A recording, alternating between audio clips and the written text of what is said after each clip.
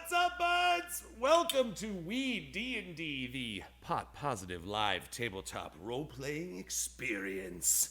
I am your dungeon master, Brandon Allen McClenahan, and I hail from Las Vegas. And as you can tell, it has been way too long since I had a haircut. Thank you guys so much for hanging out with us. Last week was a blast. Thanks for hanging out in chat on Twitch. You guys seriously are my favorite thing. Every week we're getting these new people that are coming in and loving what we're doing, and so it's awesome to kind of see this community grow. And really, that's entirely because of you guys being here and helping spread the word. And man, honestly, it just humbles the crap out of me and everybody on this project. We love doing this. We love working with you. And we love bringing this show to you every week. Honestly, we have way more fun than we should be allowed to for something that we have to set on a schedule. But yeah, thank you guys so much, seriously, for all the support, just checking out all the different groups, checking out our YouTube page, subscribing there, helping us just kind of boost the signal on this thing. Seriously, thank you. We love you madly. So mostly thank you so much for bearing with our technical issues. Maybe it seemed like the internet last week was also taking a hit of that Jubu juice. That's right. Isaac's got a big old wineskin of Jubu juice back there. Oh, it's going to be a rough night. Oh, yeah. That stuff was pretty vicious. So, yeah, thanks, Isaac, for holding it down for us on the backside of things. Thanks to my beautiful cast, and thanks to all you wonderful people. Speaking of that beautiful cast, you know what? I think we should probably meet him. Let's go ahead and say hello. I'm going to take this bad boy and through the magic of the internet, pass it, and turn it into something else to my girl, Brenna Folger. Brenna, how you doing, baby?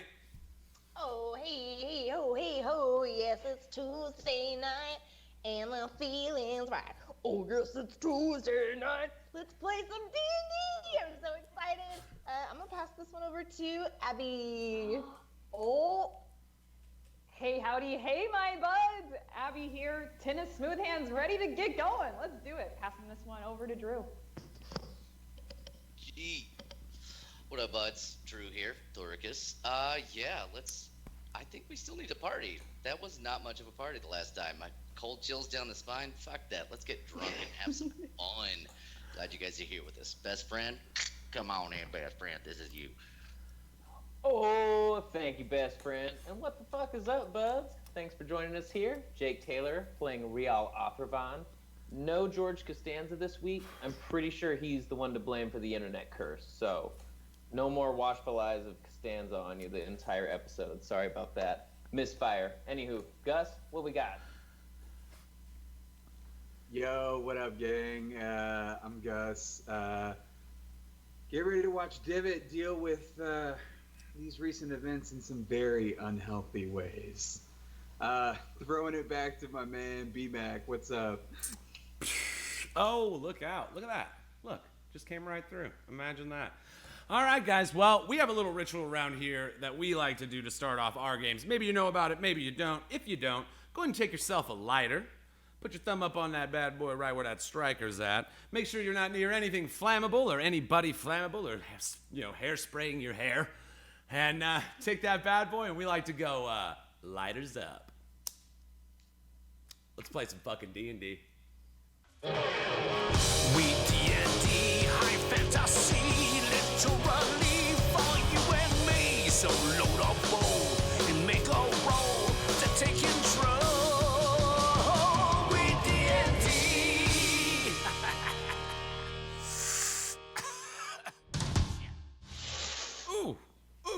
Ooh, God, I love it. I love it. I love you guys, and I love me some D&D. So what do you say we get into it? And I'll set the mood.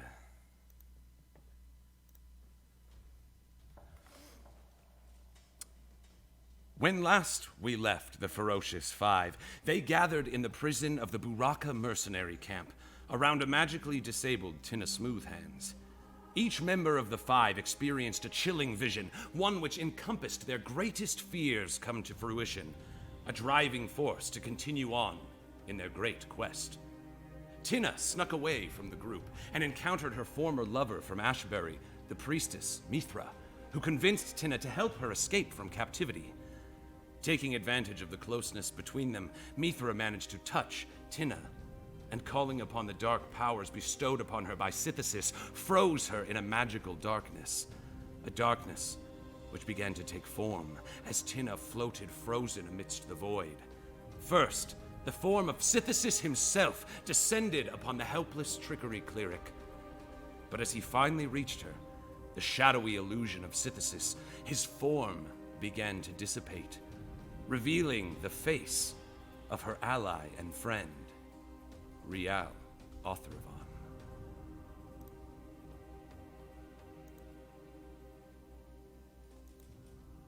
All right, guys. Tynna, you float in this dark, shadowy void, seemingly full of absolutely nothing, not even air. And you start feeling as you stare into the eyes of your friend, as the shadowy form of Sithis folds all around. You see these bending, shadowy clouds that make up the outlines of his great, muscular frame. But you are staring into the soft and sweet eyes of your ally and friend. You finally feel your lungs begging for air. You try to breathe. Nothing comes. And finally, you open your eyes. And you're in the prison. And you see holding your shoulders is Rial Othravan in his normal form, holding you, seemingly shaking you awake. You look around, the jail cell door that Mithra had snuck out of, the last thing that you saw before you succumbed to the magical darkness, still hangs open. In the far corner, a corpse lies in one of the nearby cells. As you get used to the feeling of breath in your lungs and the light in the room around you, realizing what it's like to be in the real world again, you look and see the very worried faces of the other members of the Five.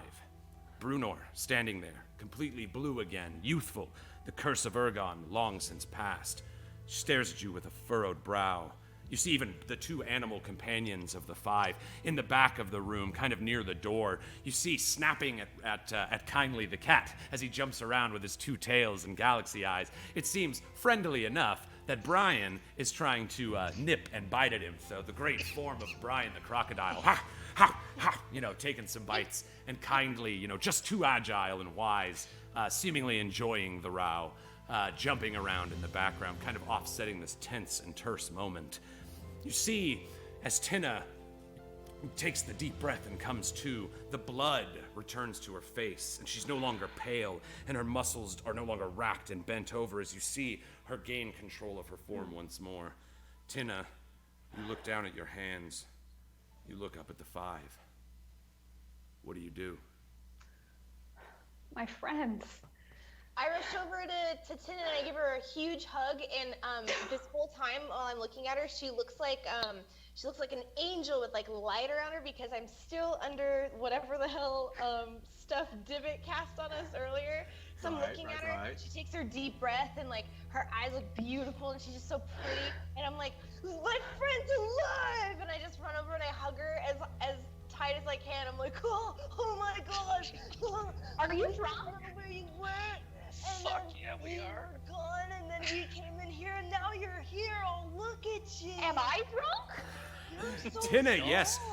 You look and you see, in such a shock from what had just happened and what you just saw, you kind of start looking around the room, and you thought that it was your vision that was kind of still wavy, but you notice it's actually the bodies of the four that stand before you. You see Divot still bearing this giant six-eyed bear shape, lingering in the back, and even he has this aura of intoxication from the South Rock mushrooms and Jubu juice that he drank the previous, our previous episode. You see this, and you, Tynna, start feeling this wave. As Tynna clutches you and her strong muscles wrap you up, you kind of feel the wave in the room start going around you. What's happening right now? I don't know. It's the best shit ever. Isn't there a feast or something going on? Yeah, what are Welcome you doing back to in the here? real world. Yeah, let's party. Okay. So you guys look, and Tynna's laying on the ground, just kind of coming out of this. You just saw her unconscious and balled up on the ground, seemingly embracing this intoxication wave that affects you guys. She seems to just be like trying to get you guys to go away, but in this moment, there are some lofty questions that may need answered. Hey, wait, hold on, wait. But hold on now. Yeah. And Can we wait? why were you here? Were you sleeping? What happened? Oh, yeah. So you remember Mithra, right? Yeah. Yeah. So, Right? Yeah. Do you guys remember? Okay. okay, Yes. cool. So No. I But The go eagle, ahead. she sent her the crow or the eagle off in the village to the. Oh, yeah. Okay. Okay, so I in this moment I somehow through the magical drunkenness I regain my sobriety to relay the important information that I need to tell everybody. All right, so you see, as Tynna kind of shakes her head and fights off this aura of intoxication, you do see that the magical effect of it does you do have to be somewhat willing to engage it. So as you Don't find fight yourself pushing against the magical energy that waves on you, you find yourself coming in control of your faculties. And as you kind of do, you look at your hands and you see they stop waving and they kind of come back into focus in front of you, and you see behind your hands the piercing eyes of Rial Othervon staring at you.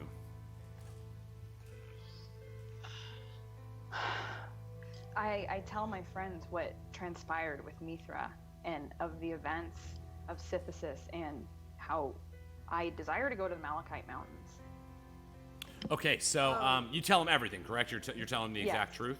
Okay. Yes. So camping, y'all. you guys are privy, obviously through meta knowledge. Bouncing around this place while she's talking. So yeah, you guys see Divot, more pumped up than the rest of you guys, having a little bit of a hard time. You see Kindly is kind of like really getting down with his energy and seems to be like dancing through his feet and his two tails and his whirling galaxy eyes. You see he seems to like this little aura of intoxication. The catnip be good.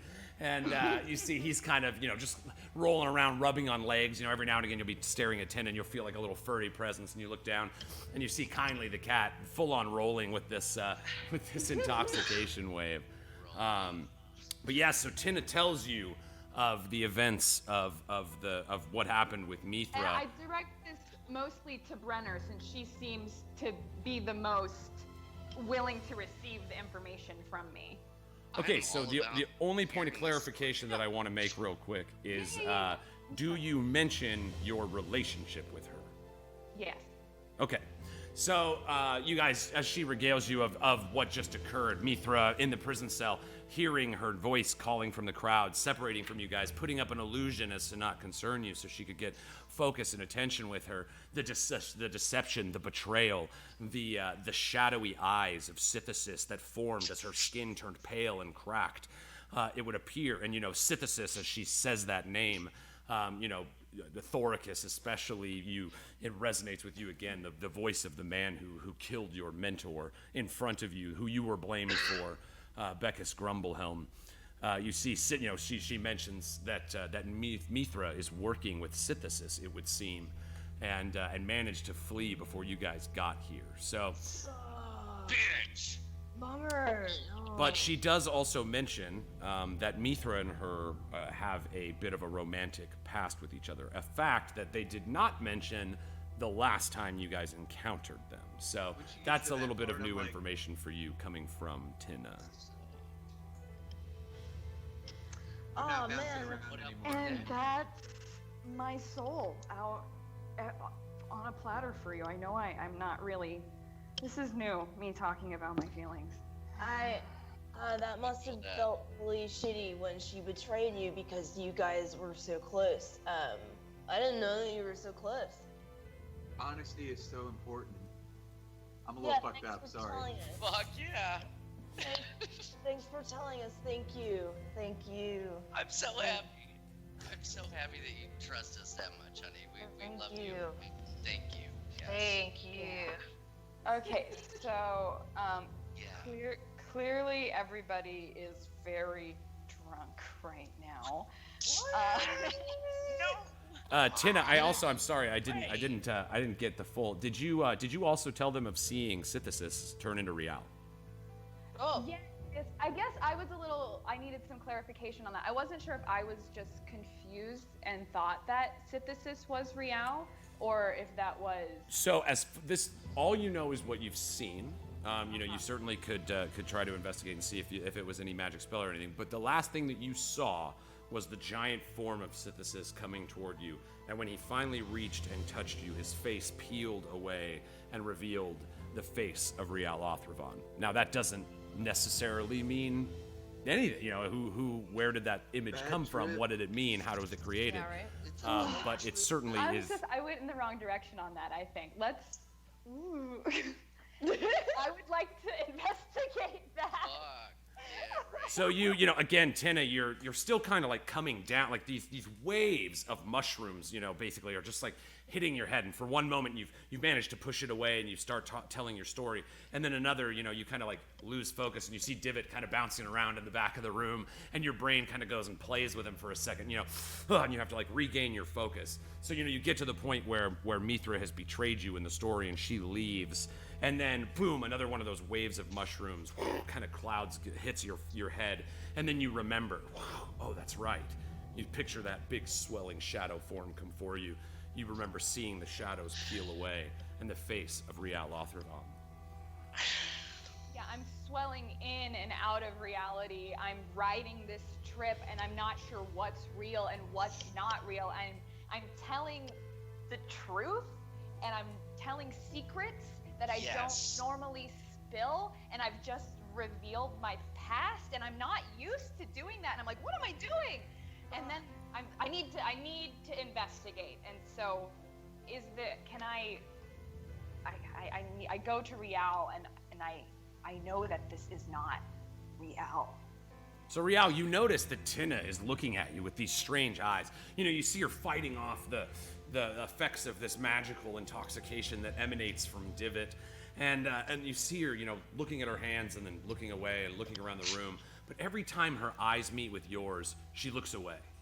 And so finally, you see she settles down and looks up at you, and for a long moment, you each share this intense eye contact. You know something's While they're amiss. looking at each other, me and Thoricus and Divot are just having like a dance party.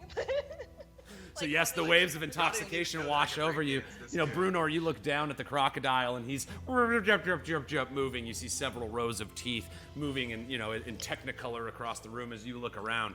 This wave, the effect of it can be pretty strong if you let yourself go, and you do indeed. You know, you look over as even Thoricus, the stiff and sturdy, is actually letting go and kind of letting this magical intoxication in, and you guys kind of just create your own little thing, you know, over by Brian, over by the door, and you see Kindly the cat, you know, just kind of rolling around with you guys.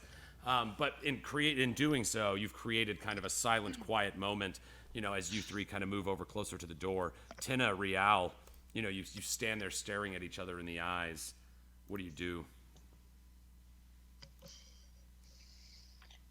I first say, who are you really?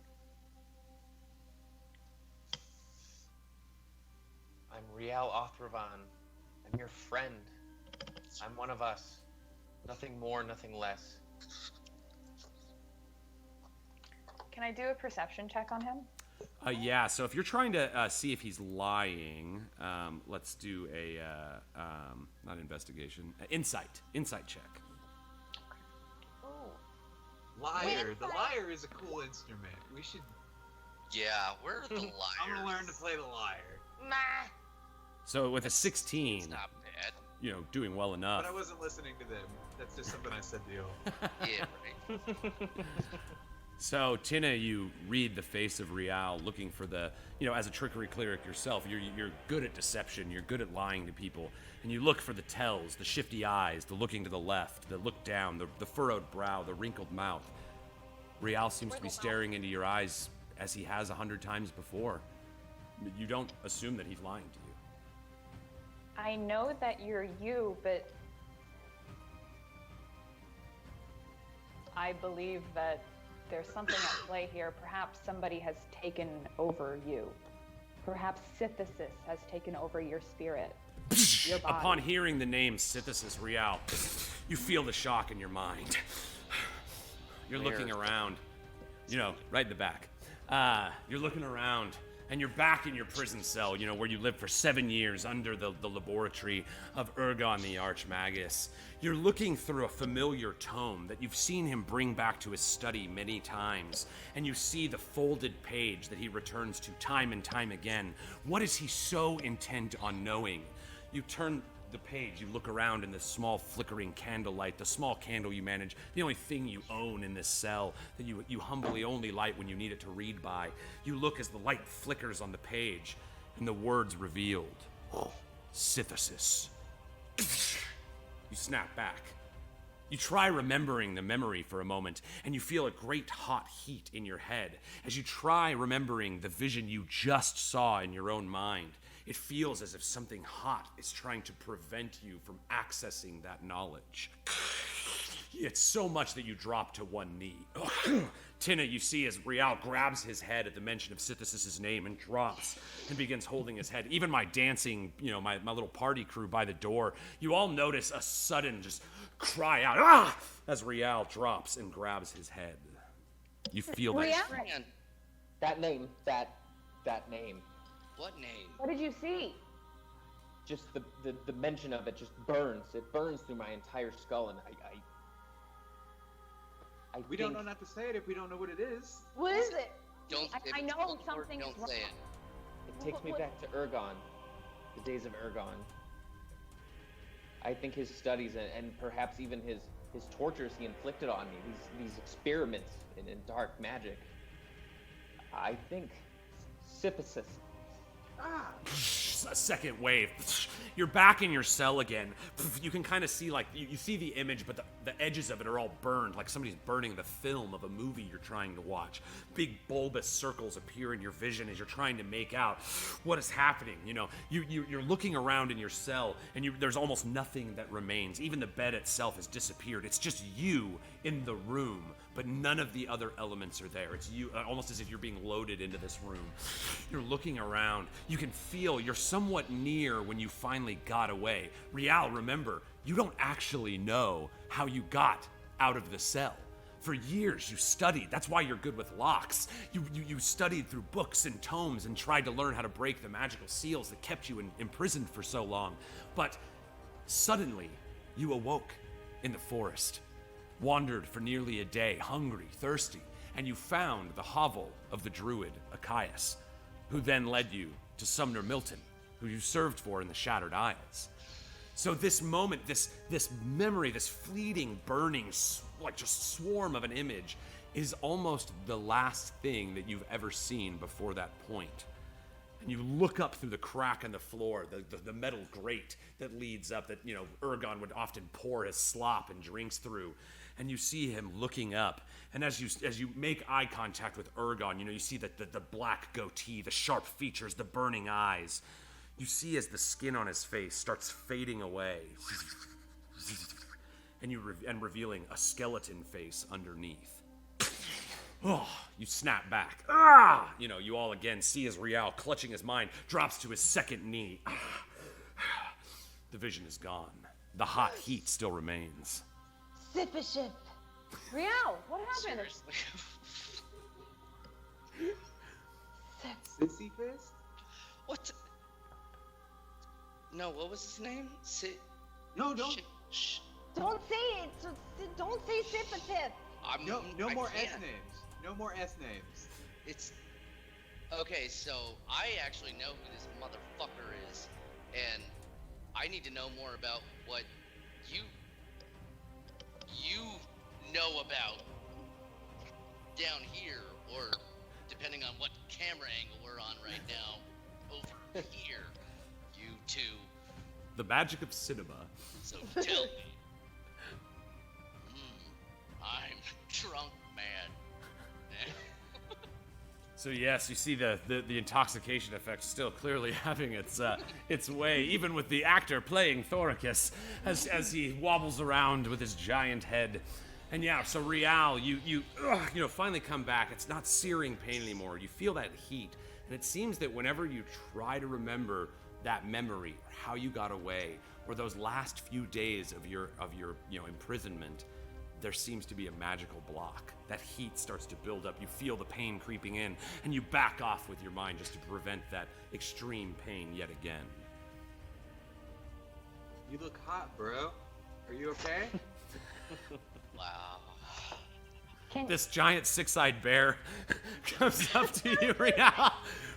You see he leans down, 8.5 feet tall with 6 eyes, stares at you, the bear face. As the magical effect of your Mantle of Inspiration finally starts to wear off, in this exact moment, Rial, you're looking as this 6-eyed bear face snarls at you, asking if you're okay, bro. And it starts to fade back to the friendly, kind, youthful face of Divot.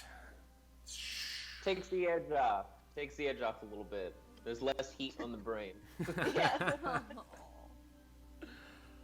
All right, so yes, Thoricus, this continued mention of Sithis, a lot of you guys kind of, in this moment, Sithis has played a small part in many of your backstories, and it would seem, is continuing to be a part of these events that have transpired. You remember the echoing laugh of Ergon as he mentioned how you all seem to be falling exactly into his plans. And for a brief moment, you start worrying that perhaps all this good that you've done may serve some darker purpose.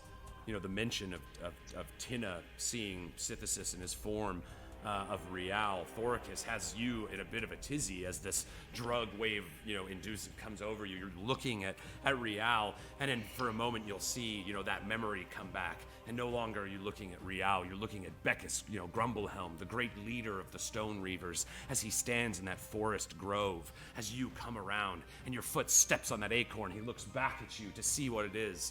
As you see the shadowy form of Sithis stab into his body. You look back and you're looking at Rial again. Could this be true? You ask yourself. Okay. So you guys hear some of the commotion and stuff occurring still outside. Kind of a heavy, tense silence hanging over the five in this moment.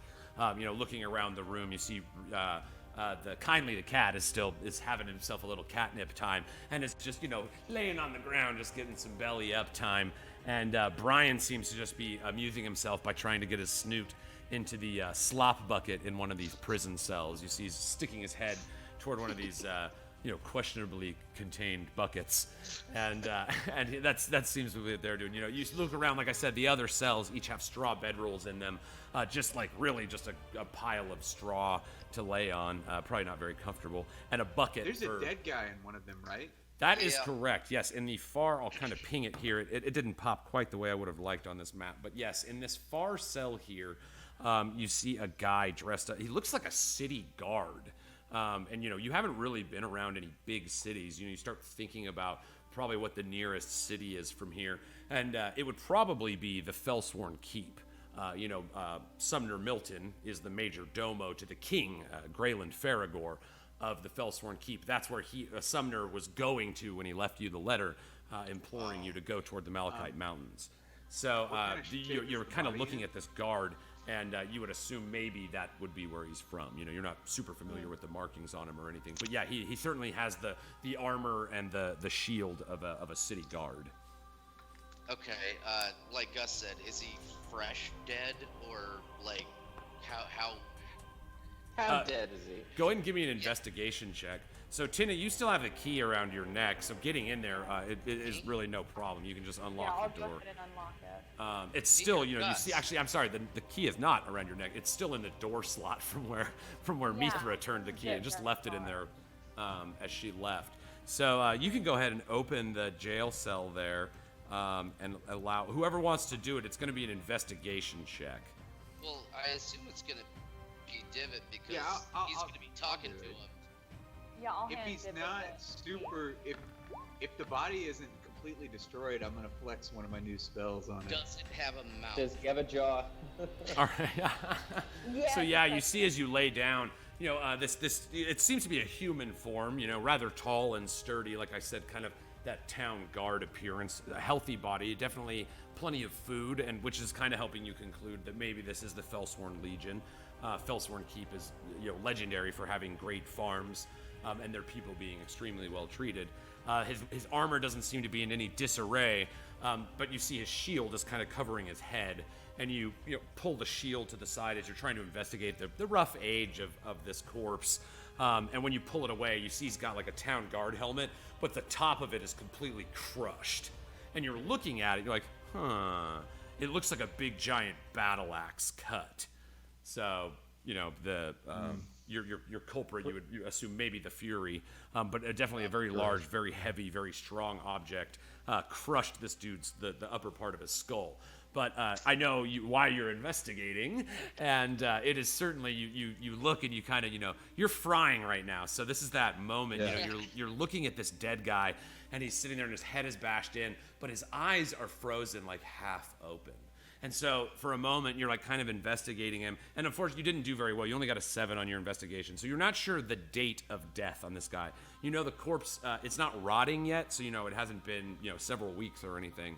But you can't really conclude what you're looking at, how old the corpse is. But as you're kind of like running your fingers along his armor and like looking at the wound, and you feel that intoxicating wave washing over you, suddenly you're staring into the eyes of a dead man. And Divot. Something weird happens. Divot, you start thinking. You look into his eyes. How different would this have been had you not been able to break the curse of the Medusa? You start thinking as you look into these eyes about your own mortality, and the trip kind of starts turning on you a little bit. You try to remember what happened when your mind was turned off by magic, and you don't remember anything. No God, no tunnel of light, no warmth embrace of your loved ones and lost family. Nothing. As you stare into the eyes, that nothingness creeps into your skin, and you feel that carefree spirit of yours wash away. You are mortal, Divot. You can die, and you almost did. That thought sits heavy in your mind. Hey, Divot! Yeah, but like, you didn't die though. Divot! You're here with us. And we're fucking partying, bro. Like, it's good. You hear your What friends happened to you? shaking you out of it from behind you. Divot, as you kind of I'll shake clearly... it out of you. I'll shake it out of you. Ugh, you feel the tough, muscular hands of Thoricus kind of shaking from his dance, shake you out of it. You look down at this corpse. You finally are able to break your eyes from the gaze, and you move your finger down, and you put your finger in the divot of his chin, and you give it a little move. Looks like the mouth still works. So what would you like to do, Well, I Divot? want to cast Speak with the Dead. All right. First time casting Speak with the Dead. This is a new 3rd level spell. So by using Speak with the Dead, you grant the semblance of life and intelligence to a corpse of your choice within range, allowing it to answer the questions that you pose. The corpse must still have a mouth, which you just checked, and it cannot be undead, which you didn't check, but it didn't try to kill you, so, that's probably good enough. The spell fails if the corpse was the target of the spell within the last 10 days. You don't have to worry about that. So now you may ask this corpse up to 5 questions. Now, this does not animate the corpse, but Divot, you move the mouth, and you begin accessing this new powerful magic that you have. And you So I'm like, start go moving. ahead, sorry. No. You start Oh, feeling yeah, that cold wind of darkness again, and you're able to cut through it and reach out to the spirit of this man. You see a small light smoke start coming out of his body. It seems to wisp and look at you. You have its attention. Can we see it too, or no? Yeah, can we hear this? I see. yes. Yeah, if we can. Okay, so I want to like stop dancing and be like, Yeah, I see what he's doing, and I am very interested. The wave of intoxication trickles over to you guys. You're seeing a freaking Gross. spirit coming out of this body. You haven't seen this magic before. This is a new trick of Divot's. great. What is that? What happened to you? You see the spirit wisps a little bit, and then it doesn't seem to have a face or a body or even a definitive shape, just this small wisping energy that whirls around. It focuses. I was killed. That's one question. Oh, That's a Divot. bullshit answer. Divot. You're dead. Obviously, you were fucking Divot. killed. That's horseshit. I don't know how long it'll Bullshit last, on but that I can ask him questions Is it? apparently. Divot. Ask him what he's looking at. No! No! Ask him if he lifts. No, Divot, ask who killed him. Who killed you? It was the Fury. Yeah. I don't have the fury on my back. Why were you here? Angry. Was I? A deal had been broken. What was the deal? what's the deal with the deal? What's the deal with these? The deal was for protection. We allied. Protection for who? Oh God! Just let it finish. Fuck. Protection. From you. The spirit disappears. The body laying still dead, the helmet crushed, the dried blood pooled beneath the frame of the body, the magic no longer there, the dark chill divot that was in your spine, in your arms and body that reminded you of the cold kiss of death fades away, and you sit once more, tripping balls in the prison camp. Well, Guys. I'm Might as well not any rob less him. confused now. I don't know about you guys. Let's just go through his Listen. pockets. He's already dead. I haven't liked anything that's happened since I've walked into this building. It's like a prison.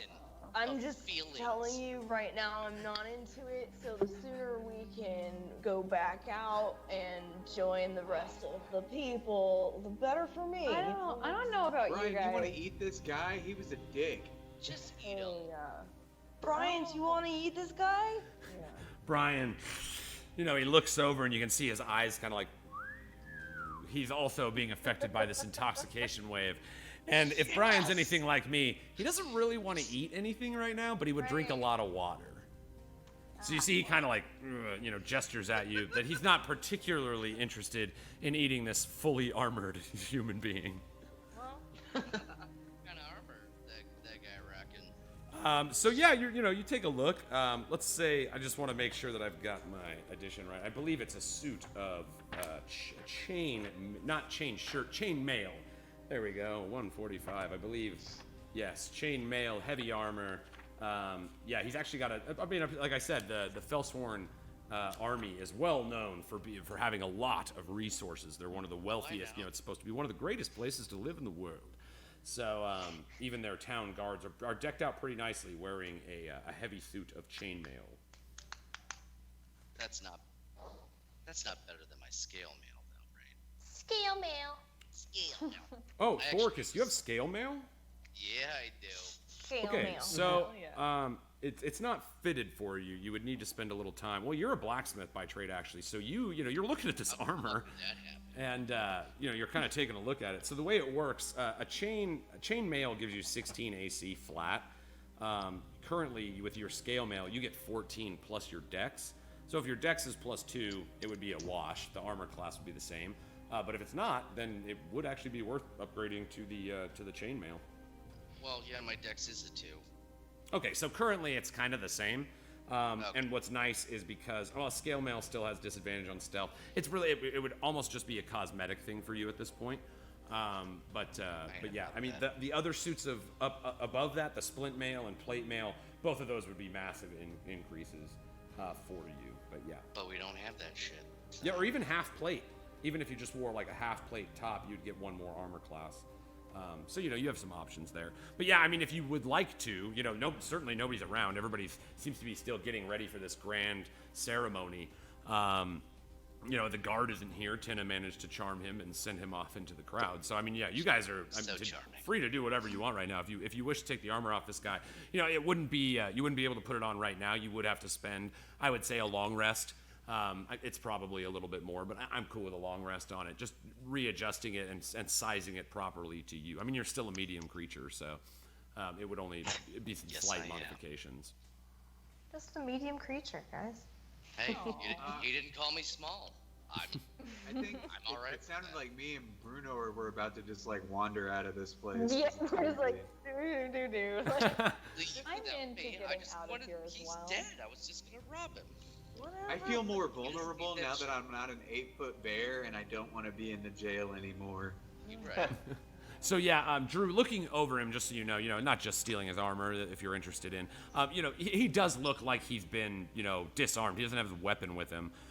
He has his shield, he has his armor, so you can tell they're not, like I said, they're not particularly worried about people trying to break out here. They look at it like enjoyment. It's like entertainment. Like, oh, let's beat the crap out of the guy that just got out of here. But he doesn't have like a bag or any belongings. You kind of look around the place. You don't see any of the like personal belongings or anything. Even in the cell that Mithra was in, you just kind of give a look around to make sure not, no shenanigans in there either. Kind of rustle your feet across the straw on the, the tough red and brown stone floor, and you don't find anything. Nothing of real value inside this prison. Is this shield any better than Tynna's or Brenner's? So weird thing about shields in 5th edition, they're all the same. They got rid of it. Now they're all just 2 armor class. So yeah, I mean, as far as the look of it, if you wanted to look cool or change the look of your shield, you can always do that because looking dope is half of the game. But this particular one is a city guard shield. It's a perfect circularly round, not a particularly flashy metal. It's got kind of that big bulbous dot right in the center that sticks out a little bit to kind of push people away at busy city gates and, when protecting roadways. If you will. Nice. But yeah, nothing, you guys are a little more well-suited than this guy. It's a boob shield. I got you. Nice. Boob shield. Boob shield. Boob shield. Okay, so, yeah, I don't want that. You just spit on him a little bit, like, yeah, I'm glad you're dead. Fucking wasted my time there, guy. Yeah, no, Thoricus, normally you would be able to make this, assessment pretty quick, but you're still feeling it, bro, and you're not a man that's taken a lot of mushrooms in your life. This is, it's a little bit, you're looking at the armor and you're like, man, that's the prettiest armor I've ever seen in my life. And then you're like, oh, no, it's just like a crappy suit of chainmail. And then you're like, look at that shield. It's a thing of legend. And then you're like, oh, wait, no, it's just kind of like a crappy, just like circular, normal metal shield. So you're still fading in and out of this magical intoxication. Divot and I are walking out of the building, but we're doing like the Saperstein twins, where we're like, don't be suspicious, don't be suspicious. This room is the worst. we're just walking out like, don't be suspicious. Can I notice them like Need making more a beeline out the door and be like, drugs. oh, wait, and like join up with them. Obviously, I want to get the fuck out of here. All right, Can I so put a hand on Tina's shoulder before we join them? yes, you see the other 3, as they kind of like it's easy to forget about the terse situation, the mood in the room right now when, you're all kind of frying. So you, yeah, let's go outside. You see the 3 of them start rushing off. Thoricus chasing after Bruno and Divot. Tynna, as you kind of go to follow suit, you feel the thin, slender fingers of the high elf Rial I grab your almost shoulder. got out of the room without talking. Oh. Ooh, cringe. Go ahead, Rial. Good for you, best friend. Just want to look at Tynna, say, I don't have answers, and for that I'm sorry. But I feel like we can find them in the Malachite Mountains. Let's celebrate today, but how about heading there after? I agree. All right. I trust you, friend. Thank you. Let's party. Let's party. Tynna, you guys shake it off for a second. Tynna, after this very heavy, the last hour has just been like a mess for you. You're finally feeling that, like, yes, I can go have a good time. And then that memory snaps back into your head and you're remembering the last, moment that you had with Mithra. Do not go to the Malachite Mountains. Fuck her. You shake it off. Man, F that guy. you guys jump outside. You notice that some of the we pass off the claustrophobic, tense setting of the of this prison, and you hear as you kind of walk out and allow yourself to reconnect. All of you guys feeling the mushrooms of stone rock pretty good.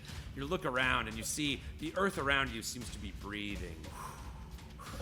You see the red and brown cracked earth just shifting in front of you, and everything has this soft, beautiful glow to it.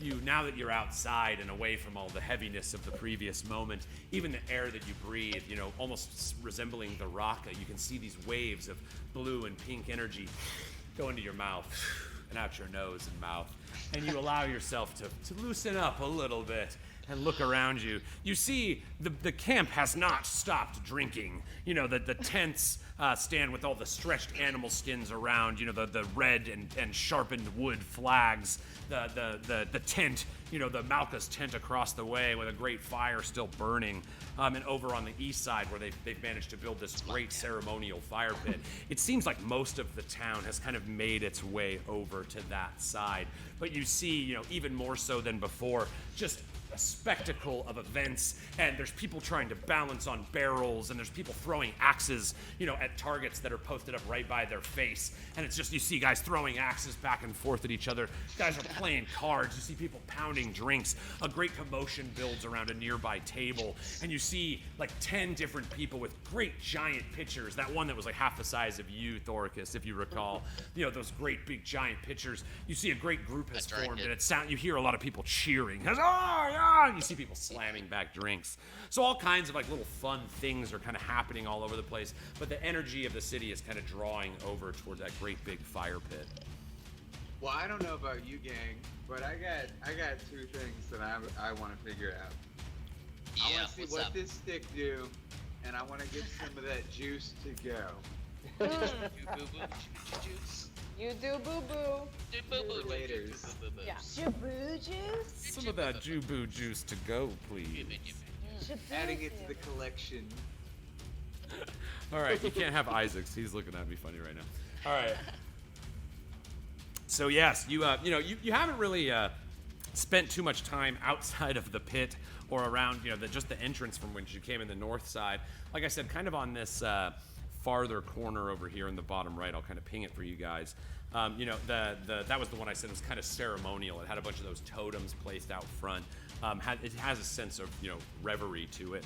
And then up here on the farther side is the tent where Oobrey The Calloused disappeared when last you saw her. You do actually happen to see, like right over by, on the far east side, it's actually a little off camera from this specific map, but over just past this farther side, there's where they were setting all those seats and everything that we saw Brian go through. You see they're setting up the great fire. They're bringing the mistletoe branches and all the various herbs, and they're starting to pile it in the middle where the fire is going to be. You see great stretches of meat that have been skinned and filleted and skewered on these large wooden poles that cross and set over the fire. It seems like that event is getting ready to happen. You look just behind them, and you see there's a big cart set up, and you look at it, and the banner on top matches the exact same banner that you saw for Ubaru. And if you recall, Ubaru mentioned that 3 different merchants had come to this town, and none of them ever came back. And so, you're kind of like putting one and one together, and you see, and there's this great, giant, fat halfling. He's like tall for a halfling, he stands probably about 4.5 feet tall, but he weighs almost 300 pounds. You see him just kind of like, he's got just like a big, like puckered pig nose and squirrely face. He seems to be sweating a lot, and he's always wiping sweat from his brow as he moves around. And you see various like racks of armor and weapons, and it seems like he's a member of the Merchants Guild that that Ubaru was a part of.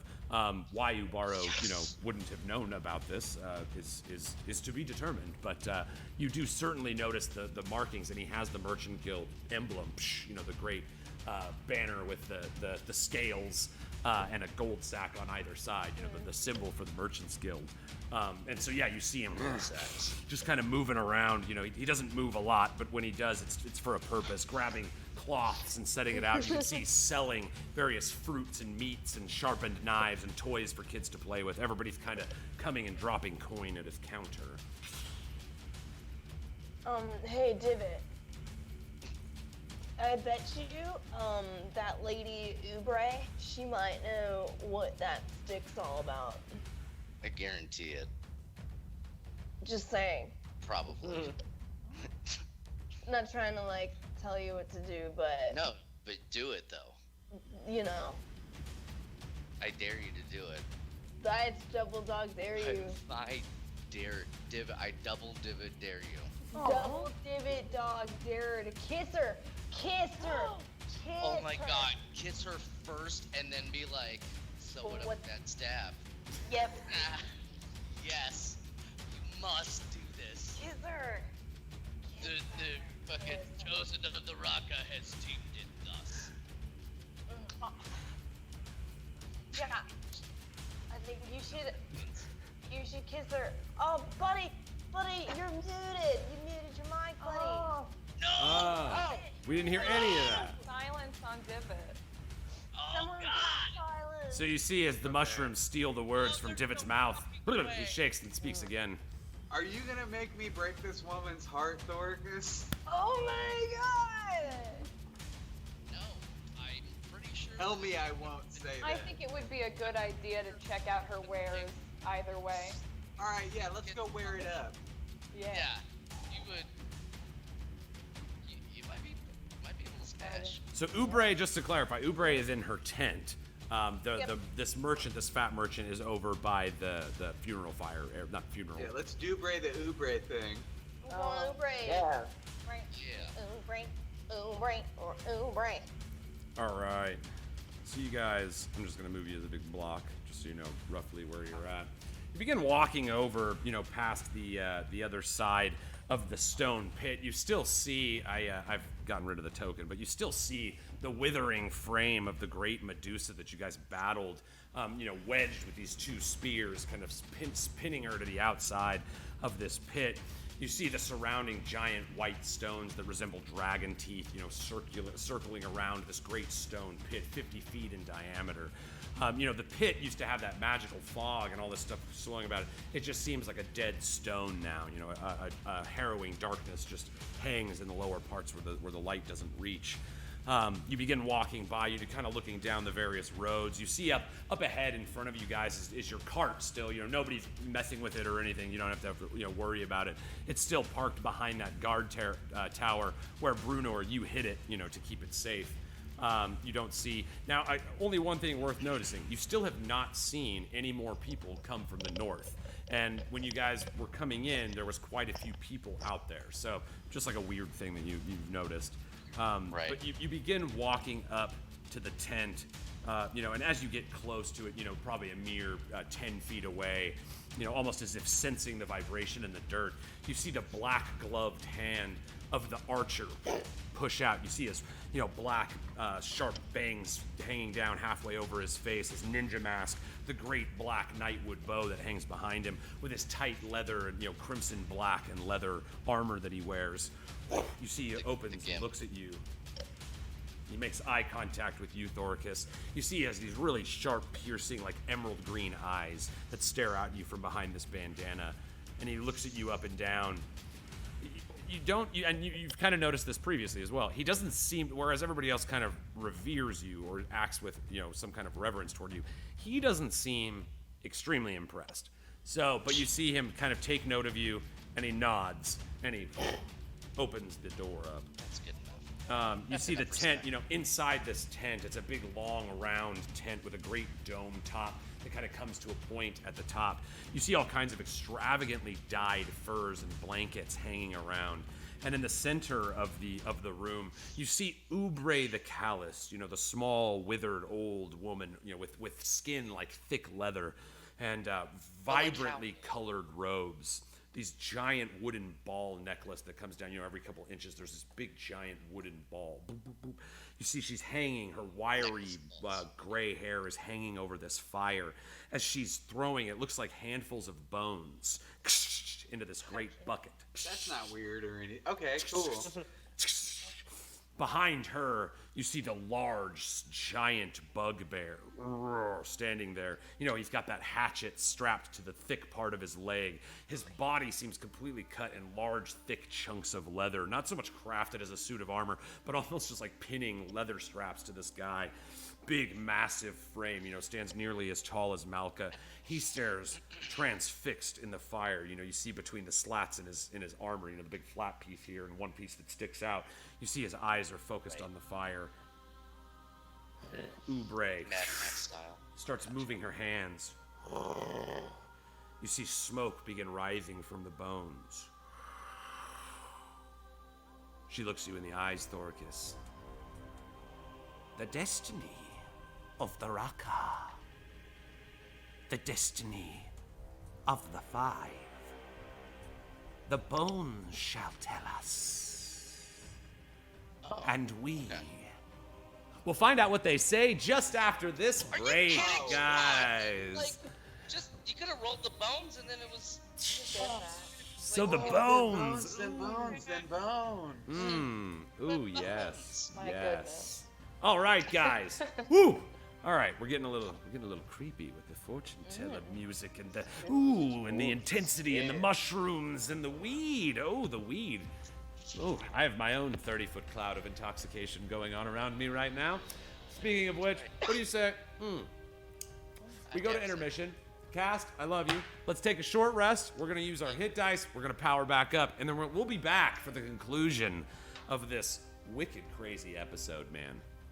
Woo. Don't forget to hydrate. Crit sip. Crit sip, baby. Uh-oh. Rip, yep. Crit sip.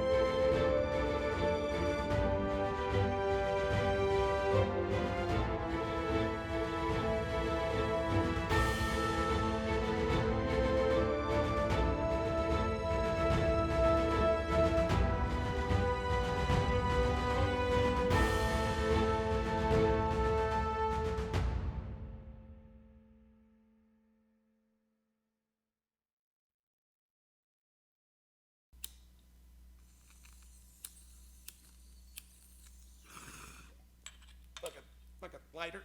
Oh, what's up, buds? Welcome back to WeeDnD. Yeah, that was a nice little intermission there. The sweet sounds of Sandy Stein. All right, so when we last left the Ferocious Five, they had awoken inside the prison camp around Tynna and learned a little bit about the complexities of the shadow world that she witnessed. They interrogated a dead body that laid nearby and proceeded to then rejoin the festive events of the town of Buraka. First, they headed to Oobrey The Calloust's tent. Upon reaching there, they met the ninja-masked archer who allowed them audience with Oobrey. And when they walked in, Thoricus was greeted by Oobrey as she reached over a great ceremonial bowl full of bones that danced on the fire. She looked up at them, offering them the whispers of destiny. All right, guys, we jump back in. You see Oobrey looking over the bones. The smoke that comes up, she breathes into her big old nose. She looks back. She points her finger out at you, Thoricus. The holder of the rock. Would you see your destiny, Onyx Heart? She looks in the bones. Would you know the end of your tale? Well, would you? I'm thinking about it. The smoke kind of whiffs around her face. She shakes the big metal bowl, and you hear the shing, shing, shing, shing, bouncing, tinking sound of the bones within. She grabs a great pinch of herbs from nearby the fire, throws them in, and this great green cloud of smoke lifts into the air. Something like this. I say to Thoricus, I know death. I'm not afraid. I'll play with your bones, lady. You see she moves her hands through the smoke.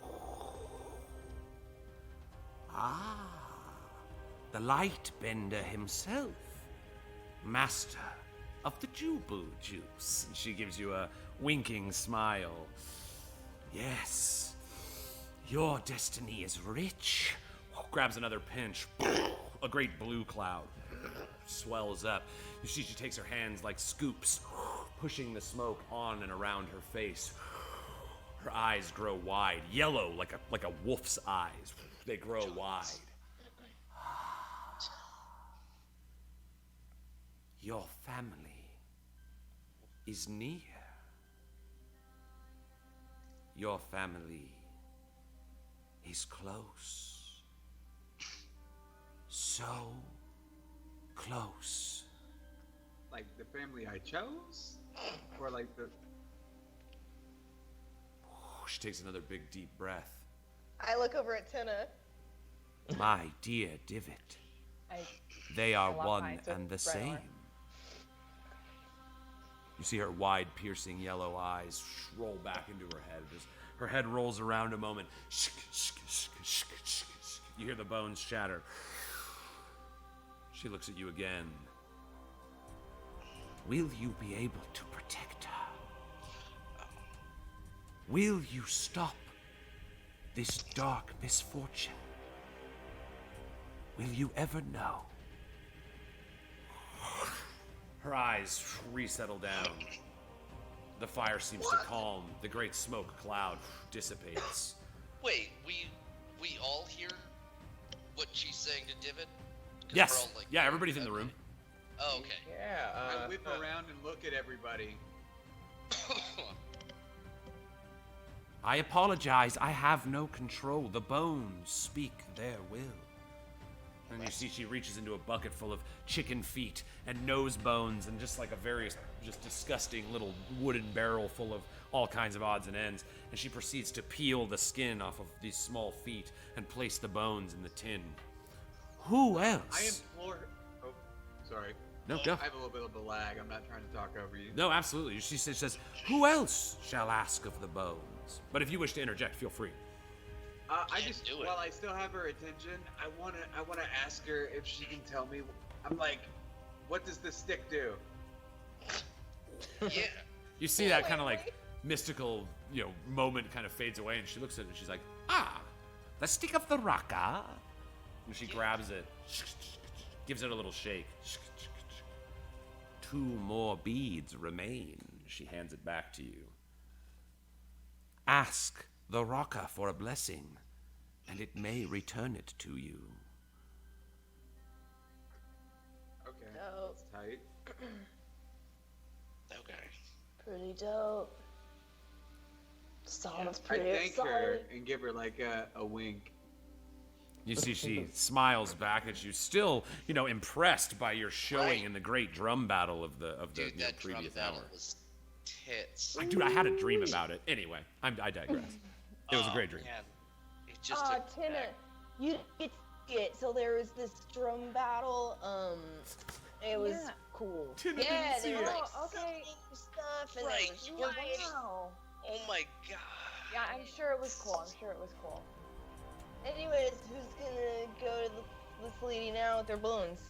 Who's gonna Yeah. bone this lady? I'm not interested. I'm gonna ask her about her bones, I guess. Okay, so yeah, you know what? Divot went. I'm down. What's up, Oobrey? See, she scoops in another great pinch of herbs from the other side of the fire, dashes them, and you see the flames underneath grow up really big behind the silver bowl. And she takes, a handful of these bones that she has in this wooden barrel. She casts them in the fire.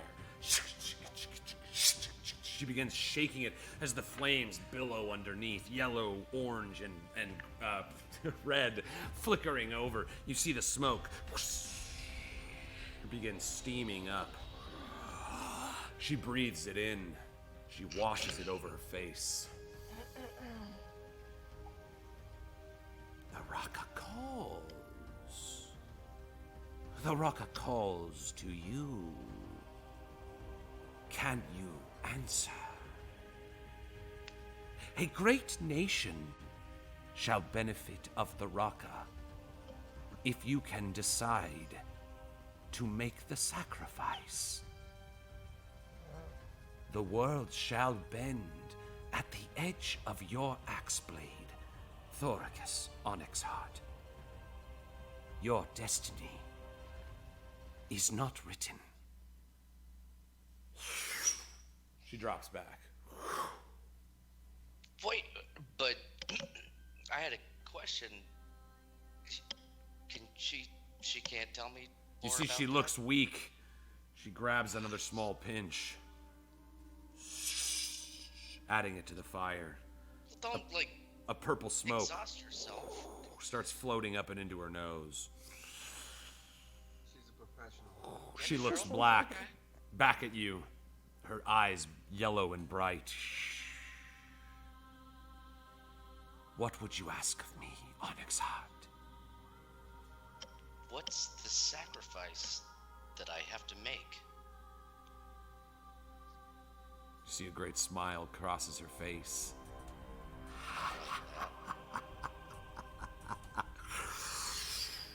The smoke dissipates. She looks around. I hope you had your answer. She reaches back into the bucket and begins peeling away at another small animal foot. I mean, you can do that back there. You don't have to do it in front of us every time. Drops and you hear it with a clank. Ting! Land in the pot. She points at Tynna. And you, daughter, would you see?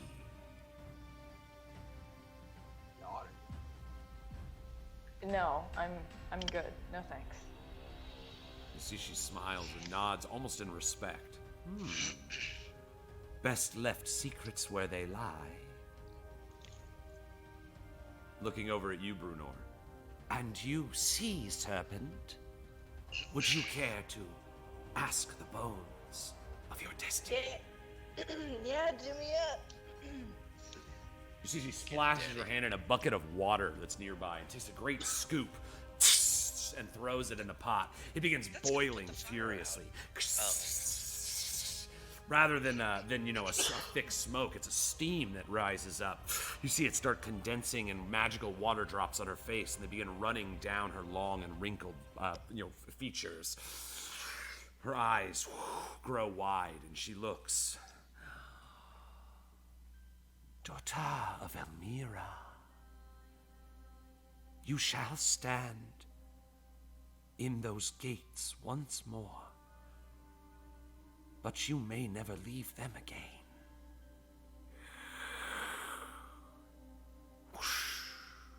Brunor, you get a sudden vision of the blue and golden gates of your hometown, Elmira. It just flashes briefly and is gone. You see the steam still rolls on her face. She looks at you.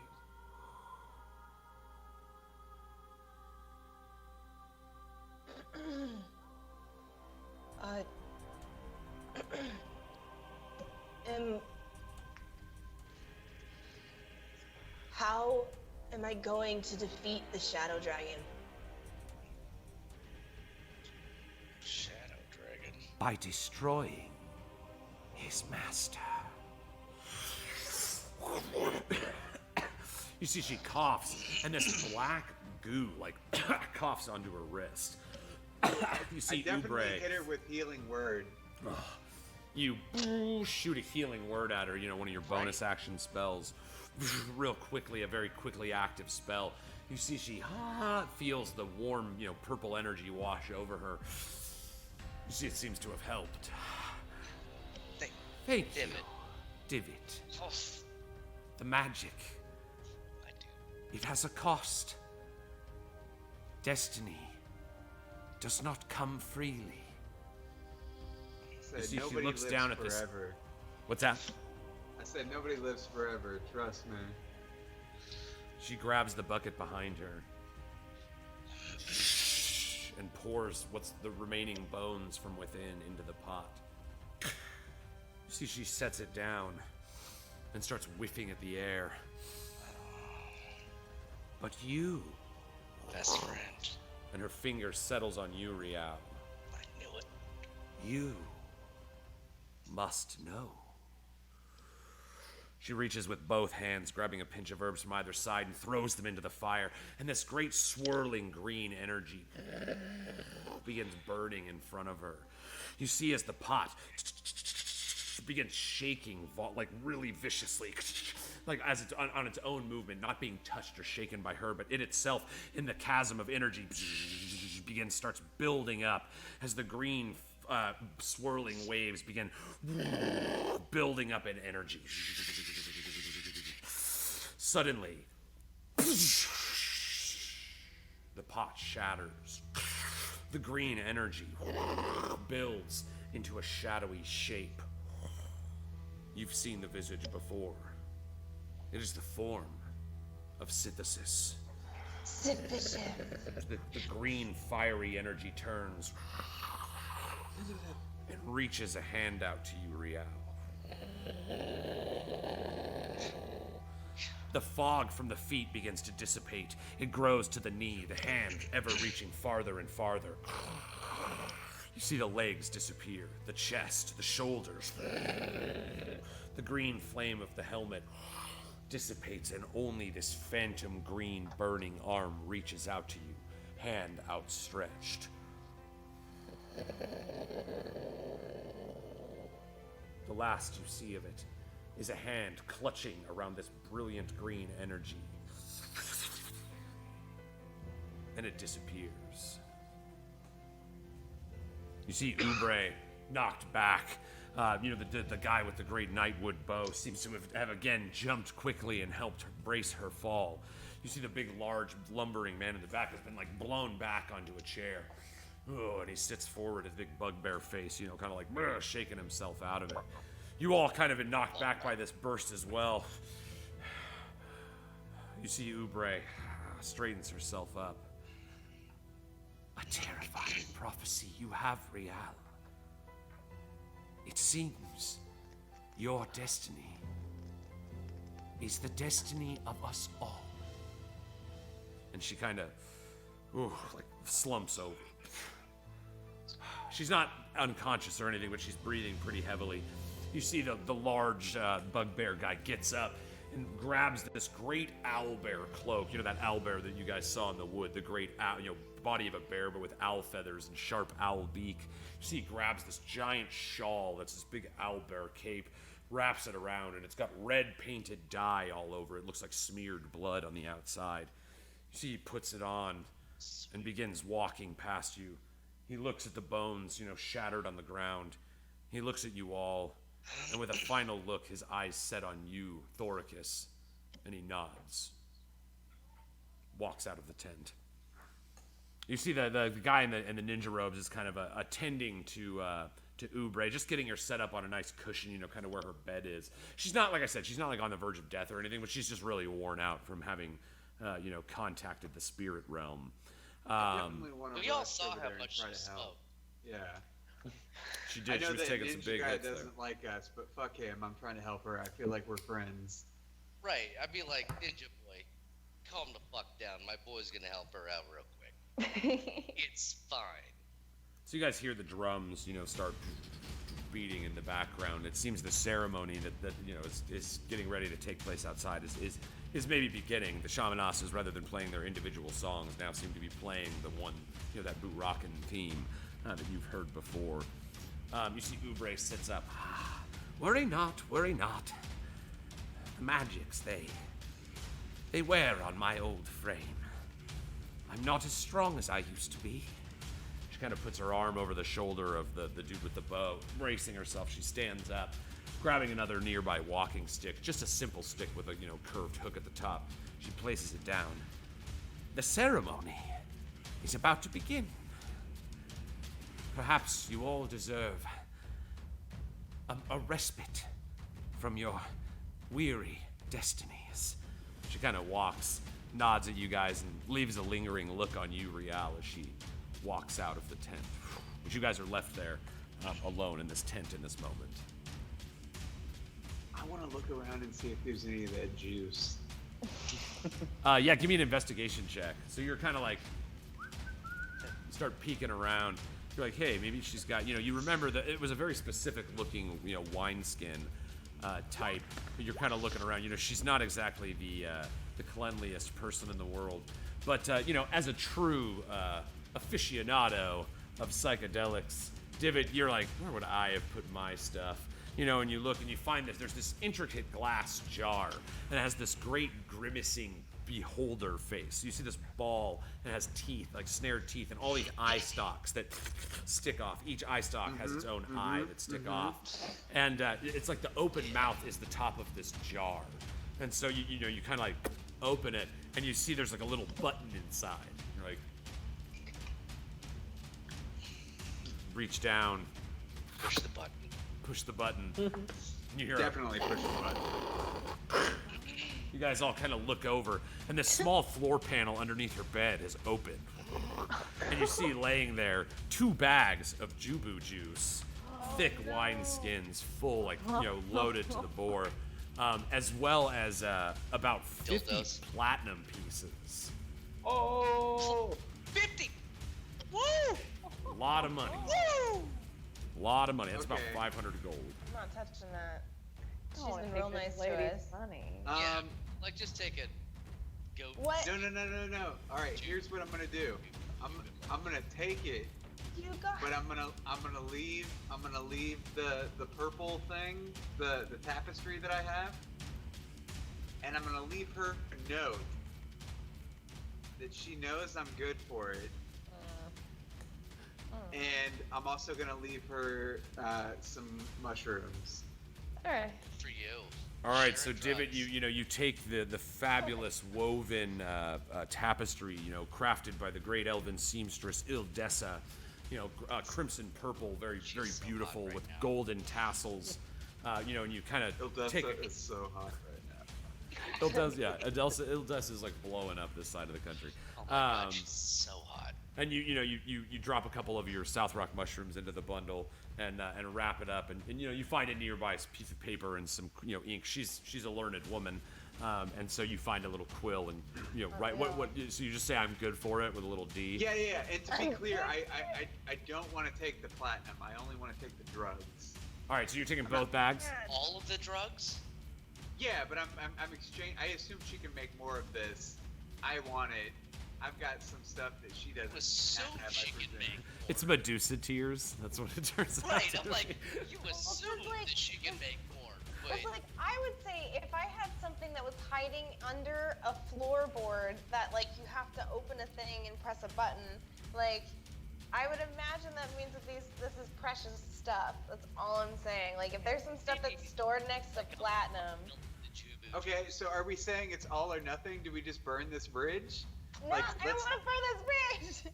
Burning this, bro. Just take one Jubu juice thing and then take a couple saying, sips, figure like- out what it is.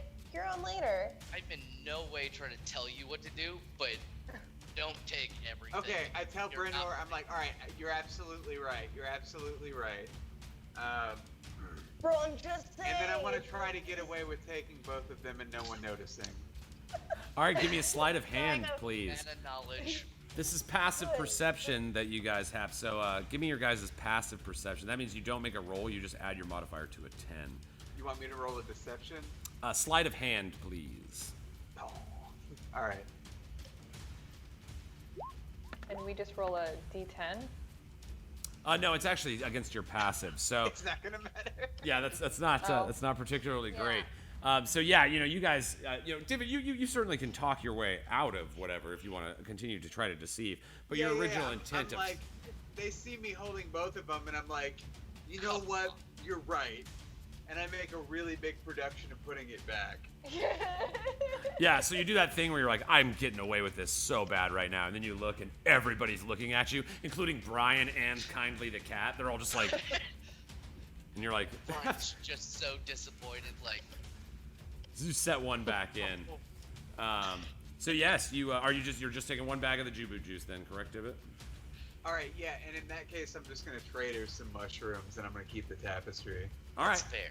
So yeah, you guys see Divot have a crisis of consciousness. He's like, well, now that's not what. Okay, and you see he opens the tapestry back up. The fine woven tapestry of. I'm like, it just looks too good, right? You So see him hot right now, guys. yet again. It flows perfectly as a cape and swings around him. You in this moment, you hear the drums outside. Stop. Oh shit. Let's go outside. Let's go outside. I Friends. don't know if I'm high enough yet. Oh, okay. Yeah, let's do that. I'll smoke to that. I'll smoke to that. I missed. Oh no. All right. I So could smoke for that. All right, I'm good. Let's you guys do turn this. around. You start exiting. Thoricus, you're kind of deepest into the room. So, Rial, you start walking out. You see Kindly the cat jumps over by your feet and walks out. Brunor, you start moving, and you see Brian kind of slithers up, his big, giant, massive, 10-foot-long crocodile body. He looks up at you with that kind smile. He's just happy to be around you. You guys begin walking out. You guys see the animal party leave. Divot, you start walking out. You put your hand on the fabric and you turn it out. And as you guys walk outside, you see the great giant ceremonial fire has been set up. And you see surrounding them probably 10 different shamanastas, all with their drums out. And you see Oobrey kind of centered, if you think of them as this big half circle, Oobrey standing at a drum of her own in the center of this. It seems everybody is just looking at this tent right now. And so you see the bandanaed and leather strap covered faces of the various people, the mercenary camp. Rial, you spot the children, who you had entertained by catching Brian earlier. Everybody's just sitting transfixed, no sound. You barely even feel any wind. The hot sun still frozen in the sky, piercing you from that same angle that it has now for, over a week. We And gotta you fix that. look around. And finally, as the four of you step out, the fifth of you, Thoricus, you put your hands and you spread the curtain, and this beam of light hits your face, and immediately the crowd erupts. Yeah! As all the shamanastas begin playing, what is we now lovingly refer to as the theme of Thoricus Onyx Heart.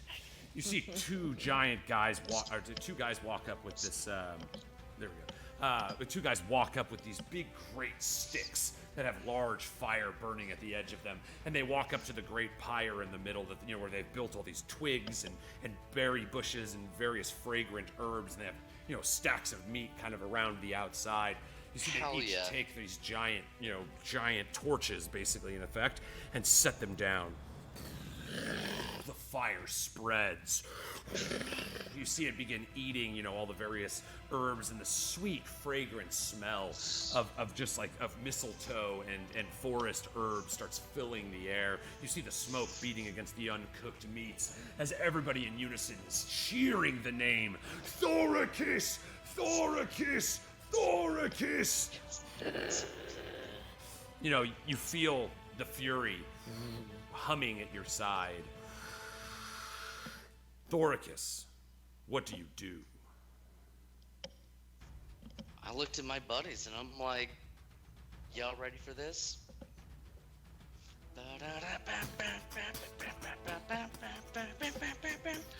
I'm like, yeah, let's just go. Come on, all of us. Let's go see what this is all about. Oobrey's got something to say.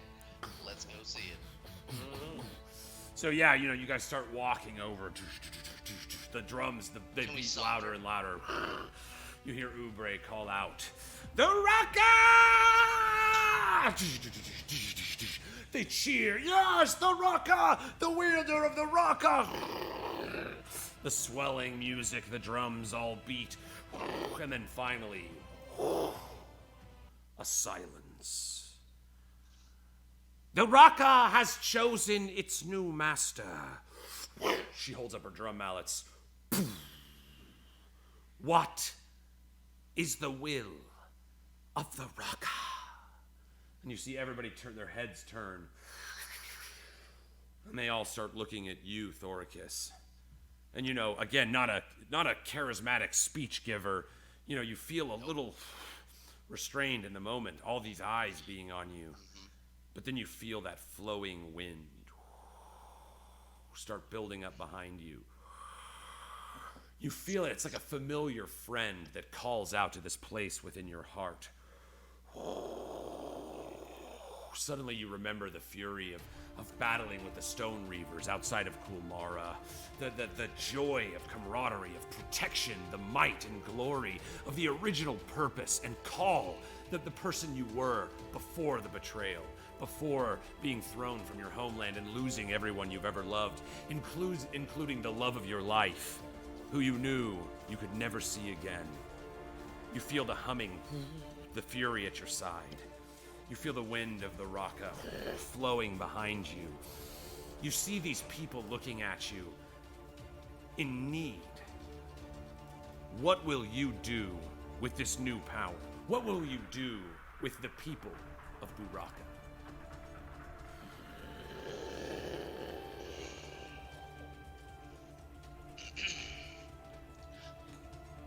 Warriors of Buraka. Yeah! That was awesome. So here's what I want to do. The five, my awesome friends here, we've got some shit that we have to take care of. But I think you guys are awesome, and I would love to reinstate the honor of the Stone Reavers that has since been abandoned, or I don't know what the word for it is. But Right, you anyway, see kind of a wave go over the crowd. Most people don't understand that reference. And you see Oobrey. Ah, the Stone Reavers. The old warriors, protectors of the Rock Mountain. Yeah, I was part of that. You see, she seems impressed. Thank you. But back to what I was saying. So, I have my old training manual that was written by the great General Beckus and was passed on to me in confidence. And I would love to pass this on to you so that you can be more than just mercenaries. Cut purses and whatnot, do what you will for money, and Are we stand witnessing for the more. rebirth of the Stone Reavers? That's pretty much what I'm trying to say. If I can't be here to make sure that it's right, but I trust that what you will learn from it. And Oobrey, I bequeath this to you so that you can, as their elder, and with the strength of big bugbear guy, I'm so sorry I didn't catch your name, and ninja bow guy that has to sideways. Again, I would love to meet you after this embarrassing thing that I'm doing. So, I want you to become the clan of the Stone Reavers. It doesn't matter that you're not dwarven. We are not of the same bloodline that I know of. The wind keeps swelling behind you, carrying your words. You see the faces kind of change. It seems they're eagerly and listening to what you're saying now. We have to stand for something more than just who we are. It's all of us together. And there's a village called Tilmore. I'm sure that you know of it. It's not very far away. We just came from there. And there's a refugee camp that you have to go through to get to the village. They all kind of need help. Merchant guy. Forgot your name already. Hoko? So yeah, you see Hopoko, you know, the big 300-pound halfling. Yeah, nailed it, bro. Nailed it. You see him, he looks up at you. Yes, chosen of the Rocker.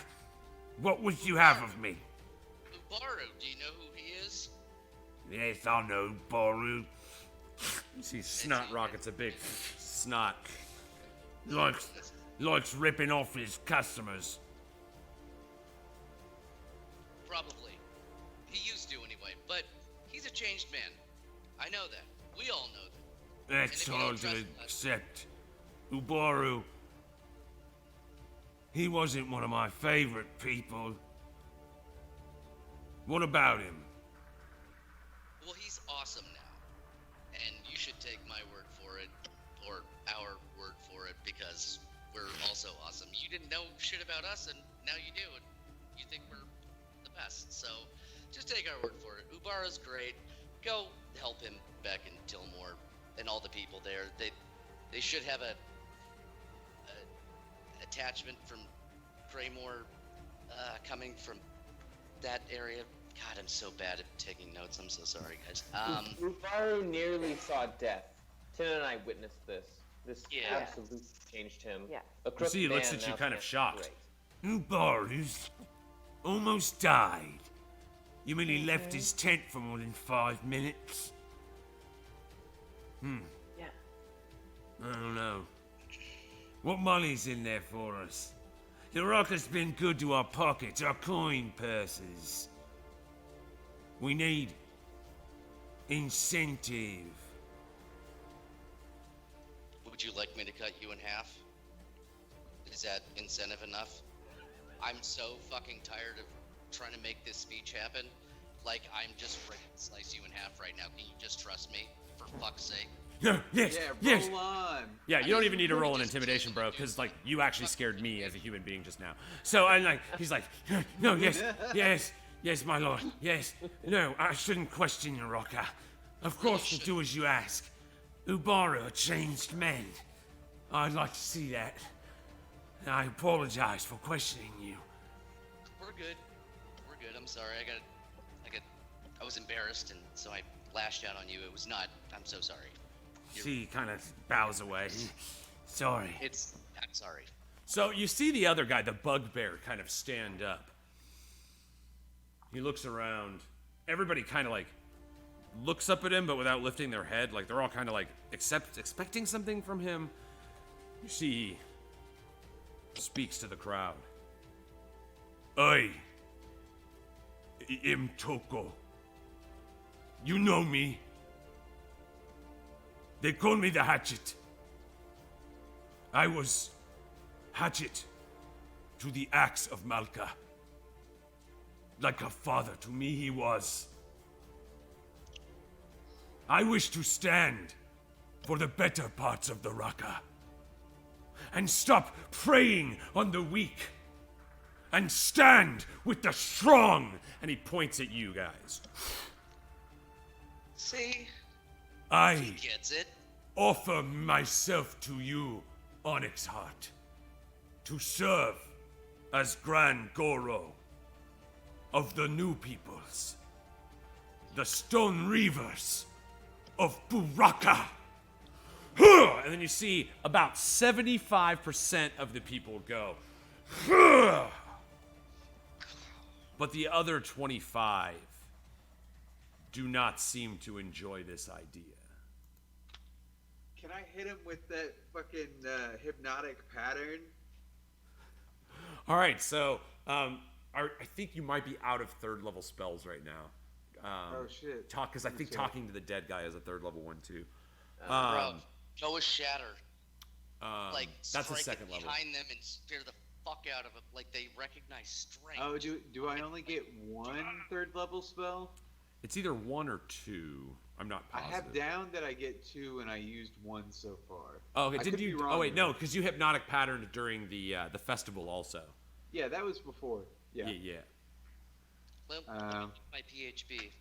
Could I do some quick prestidigitation in the meantime? Yes. Yeah. So yeah, if you guys want to attempt to enhance this, yeah, Divot. Even if you wanted to go with like a prestidigitation instead, just like something to if you're just kind of trying to give advantage on this situation, your guys' combined magic could certainly do that. Yeah. Can I try to like make everybody who like sided with him look a little bit bigger? Yes. Than the people standing next to this. Strength, yeah. Just like So Divot, utilizing utilizing your your sphere, your influence, your intoxication wave, you start wandering a little bit through the crowd, and you see as the ripples come off of you, as they reach, as they reach the shamanastas, they begin playing the song of Thoricus once more. Boom. You see of the 25% that didn't seem swayed, they start looking at this spectacle as the magical energies, grow around the people who seem to be with the cause, standing with Toko the Hatchet, the new Grand Goro. You see Oobrey and the Shamanastas seem certainly in support as they swell and play this song behind you. These added effects all will deliver. Go ahead, let's, Divot, since you started this, let's get a performance check from you and see how strongly we influence this effect. Can I throw something in there too? Absolutely. let's team attack this shit. Hell yeah. Tynna, what you got? Yeah, I want to throw in some booming voice with the thaumaturgy. I want to make everybody's voices super loud. Boom. And I want every source of fire, like, to punctuate everything coming out of Thoricus' mouth, just to flare a little bit more, whether it's campfire, lantern, anything.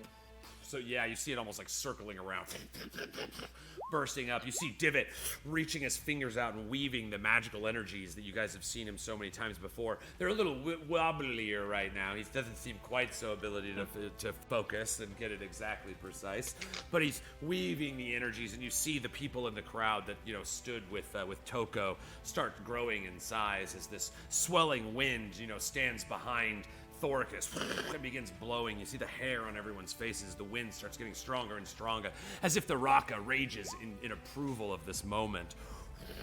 Tynna starts booming the voices. Stone Reavers! Stone Reavers! Stone Reavers! Thoricus, at the swelling apex, as you see the fires bursting around you in this moment, you reach into your bag and you pull out the writ of the Stone Reaver. One of only 2 possessions you have from your time in Kulmara. You bring it out, and you see Toko walk up, his big giant body, the great robe of the owl bear, and the red painted streaks. He reaches his massive hand out to take it from you. There you go. To a new day! And the party rages on. You see the bulk of the crowd, with maybe 1 or 2 exceptions, seems completely captivated by this moment. You see some of the shadier looking people, some of the guys that you think probably enjoyed some of the worst parts of the old way, seem to be kind of slinking. Fuck those guys up. Yeah, you see a couple slinking away. You see like one of the guys that's got like real greasy hair that just kind of mats over his face. Looks like he hasn't showered in a long time. You see him kind of looking around with a disgust in his face, and he's just trying to like sneak back out of the crowd, and then he bumps into somebody and turns around. Divot, you're standing there. What do you do? What's up, Doyle McPoyle? Right? Fuck's your problem? You see, he looks at you and he's like, look, I ain't got no problem with you, man. But this ain't the way I want to live. You gotta survive in this world. You gotta survive. I can't go put my life on the line for some person I don't know. I completely agree. So, I'm so sorry. Owlbear guy? What was his name? You see Toko turns and looks at you. Toko's the big guy? Toko, the hatchet. Ah, okay. Sorry about that. Yeah. Oh, that's right. I even got it right. I forgot that I got it right the first time. Fuck. Yes. Sorry. All right. So Toko, yes. I agree with your that statement. Right? Everyone's got to try to survive. So Toko, I'm gonna give you Lucille. I'm gonna take my charm off of it, which is actually the love that I will never see again, and I will keep that. But I bequeath to you, Lucille, an upgrade to your hatchet, and prove what you can be. I forget the title, the Grand Goro. Yeah, you're doing great, man. Just believe in yourself. I doubt myself all the time. I believe in you. You see, man, his eyes, you know, his big set, like I said, he's got like this grayish green skin. He's a monstrous wraith. You know, he's not really like a person that you would see in your average city, a bugbear looming up. His eyes just glow as he sees the great axe, you know, that felled, you know, many people and you know, through legend of Thoricus thus far. The man who wielded it, besting his, you know, his leader, Malka, and his eyes just gleam. See, he reaches down to his side where he unfastens the rope that holds his, you know, his hatchet to his waist, or to his thigh, and it falls down. You see it land in the dirt. And he gets down on one knee and reaches his hand out and grabs the heft of the axe known as Lucille. He holds it. The Stone Reavers! And everybody, you know, booming in shared celebration. The drums begin playing, the fire burns, the meats are cooked. People start eating and drinking their various wines. The five stand there as you see Thoricus holding this charm in his hand. You know, he looks at it a little bit longingly and then begins to affix it to the heft of the Fury.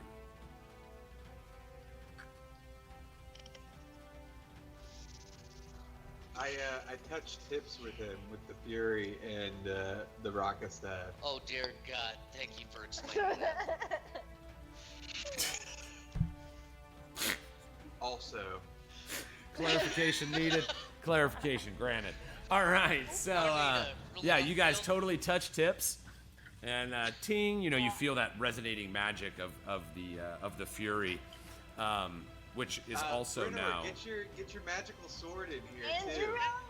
you're right. So just for D&D terms, the official name of this weapon is Lucille the Fury.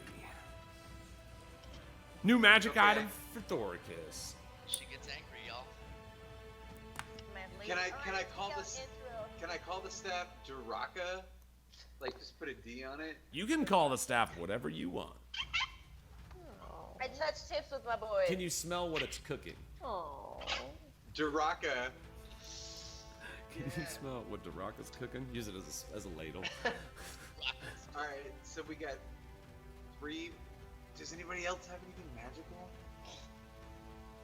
I mean, my hand. We'll get there. We'll get like there. that Tinna's got the magic elemental thing that she can call on something. I'm looking for like I a think- sick Captain Planet moment. You see, as everybody, you know, as you guys are kind of talking, you know, the crowd is rambunctiously every now and again will come in, and one of them will be like, "Oh, Thoricus," and then like you're like, "Yeah, hold up, we're like trying to talk, guys," you know, and so, but it's like this event is happening around you. You see great meats being eaten, and people that were already very intoxicated getting even more so. The ale kegs are starting to get tapped, and you know, the night is wearing on. Yeah, drink up, guys. Be merry. We're doing our thing right now. Yeah. I channel the light and power of Therizdun into a little fireball in my hand and join in on this little moment. So you see. I'll be like the heart guy from Captain Planet. I'll have like kindly like link up my arm and be in my hand. Yeah, my teeth. You guys, so Brunor, you're standing there. You look on as this magical ball of energy, and again, Tynna, as you start bringing it forward, you notice the ball cracks for a second, like it has been recently when you've tried to access this divine power. But you hold, a flaming sphere of gold energy balled up in your hand. You hold it forward before you as Lucille the Fury crests forward, in the mighty hands. You see this green charm wrapped around the base of, significant, of sentimental value to Thoricus, pointed forward. Divot reaches out as well. You see Rial comes in with his energy as well. Brunor, what do you do? I look at everybody, and I smile, and I slink back, and I grab Angerel.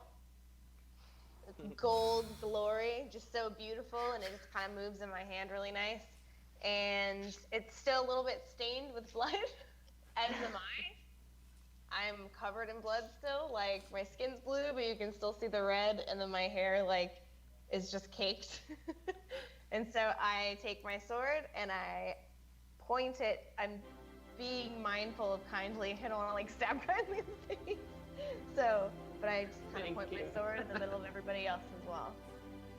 Boom. You guys all hold out your weapons. We see as the world itself, is now turning around this moment. The 5 great heroes after, the triumphant victory over the Medusa. You all stand in a circle and look around at the shared camaraderie between you, the dark secrets, the legacies that all interweave, but overall you've all become stronger for it.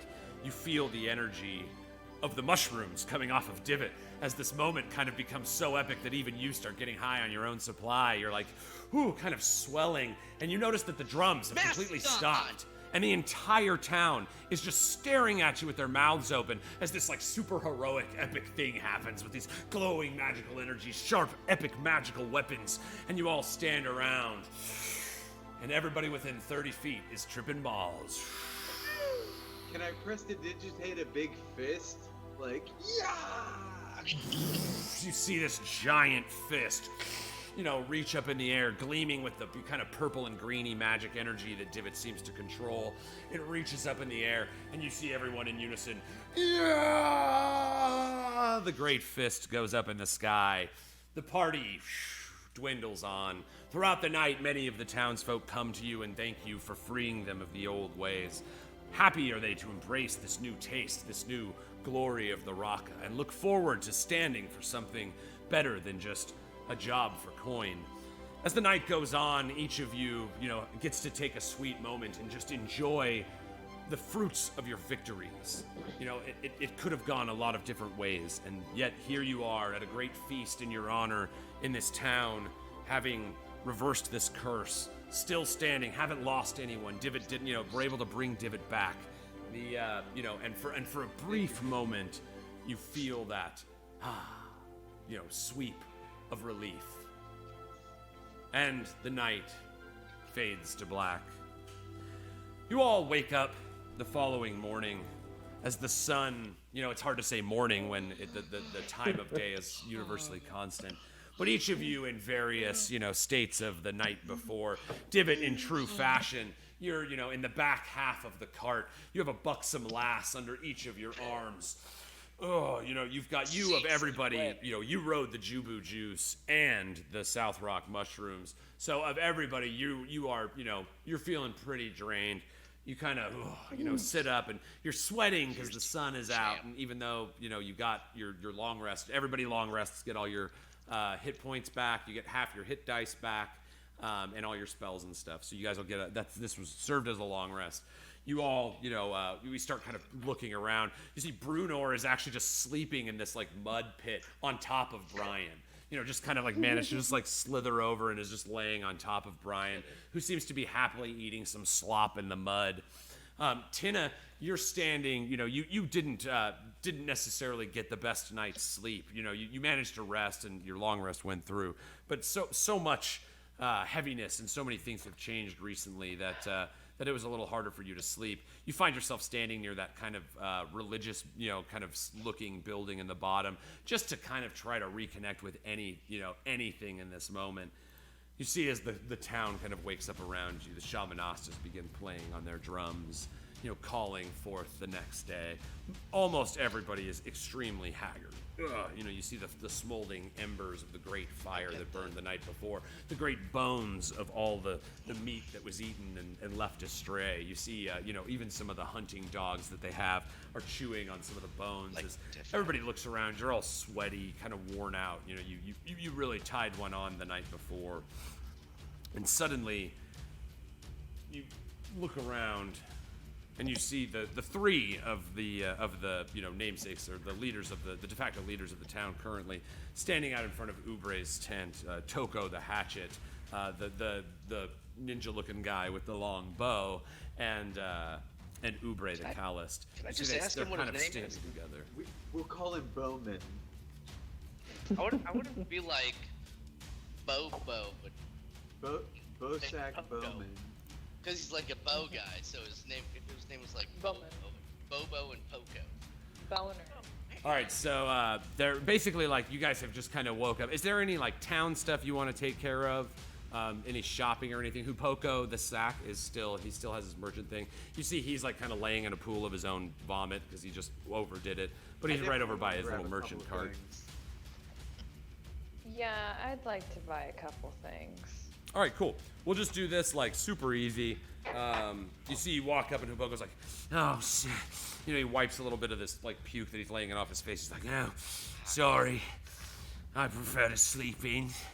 And he kind of gets his big, waddling body, and he puts himself behind the counter, and he's like, what can I do for you? And the buy and sell screen comes up, and we basically, it's anything. He has any of the standard equipment from the equipment in the player's handbook. He also has he's got a couple healing potions as well. Okay, cool. I was gonna say, what can you do for us? You can brush your teeth. You see, he's like, he just like reaches over and grabs some berries and just like mashes them in his teeth. That'll work. So he licks all the blue juice off his fingers. He's like, well, at least my mouth tastes like berries. And you see his tongue is all stained blue and his teeth are blue. Mm-hmm. Nice. Well, have you got any holy symbol amulets? Holy symbol amulets. Yeah. Yeah, any of those? Yeah, so you see he's like, oh, trinkets of the divine, eh? And he like reaches back and he pulls out, you're super familiar with it, it's the symbol for Ida Thea. If you recall, Mithra in the Shattered Isles was pretending to be a priestess of Ida Thea. And so, it might even be her holy symbol, you're not particularly sure, but he's like, oh yes, we've got one of these. How much do you want for that? I'd say fair price, 5 gold. All right. You see, he takes the money from you and takes a big chew bite on it. Gold's good. What else you need? Kind of eyeballs the rest of you. Do you have any? Oh, sorry. Do you have any ball bearings or anything like that? Pearls or owl feathers or anything? Kind of opens a big, leather chest, starts shifting through. Yeah, I've got a couple bags of them. He kind of pulls out. You see, he seems to have 3 little sacks of the ball bearings. Gold a piece. Two? Gold a bag, dog. I'll take 2. All right, 2 gold. Sets it down. Takes another. You give him 2 other coins. Bites one of them. Gold's good. What can I do for you? One more thing. Sorry, Divot. You got any holy water? He does have 1 flask of holy water. You see, he reaches in. Oh, going to the dark places, huh? Wouldn't leave without one of these. You see, he looks at you. Now you know the value of these. 25 gold is a fair asking price, and that is indeed what he asks. 25 gold for the vial. I'll take it. You see his eyes light up as you put a pile. He licks his lips and grabs the gold. You can see him kind of squeezing it between his fingers. He seems to love just like transactions and money, and he's just kind of, you see his greasy hands just kind of feeling over all the coins before he puts them in this small pouch at his side. Hey, Take it easy. no kink shaming, guys. No. All right, that'll do it for me. That'll do it for me. You gotta love the sound of it. He shakes the bag. Right, I don't need to know about it. Just wrap Right, it up. exactly. I'm not shaming, but like you don't have to fucking put it right in my face. Just take the gold, man. Just take the gold, bro. He looks at you. Anything else? No, that's it. You guys get pearls and owl feathers and all that That's shit. it for me. on it? Oh, okay. Can I Okay. like attune to the Fury turn this time? I know it takes like a little while, but Yeah, that it takes actually. Yeah, it's you have to spend time to attune to it. So if you want to like do that now, you can. could I have said that I slept with it? Do I need to attune Very to the inappropriate staff? way, and Yes, that you would counts need as to attune to tuning? the staff. Now you don't know the properties of the staff. You know what it is. You know what it's called. You know that she said something about 2 uses of a blessing, but it hasn't been like properly identified yet. But yes, so the rock, the staff, the Fury, Lucille, the Fury. You can, yeah, I mean, you could say you dipped out a little early during the long rest and spent that time attuning with it. That would make sense. I don't need Slept that wrapped thing. up with it. Yeah, it was just like it's bad. Details Passing are the unimportant, namesake of guys. Lucille over to it, helps that bond mature a little faster than usual. You see the charm of your, long lost love wrapped around the handle, and it just kind of, you bond with that and have sweet dreams of some of your better days back in the kingdom of Kulmara, writing poetry, that Beckus himself had taught you, the art of poetry. It's like that's a keen battle mind, is one that's well read and knows how to, how best to speak to a lady. And so you remember sneaking off and writing poems to her, and yeah, as you look at the charm on the heft of your axe, you kind of have a brief connection to those memories. He's like, axe. It's like,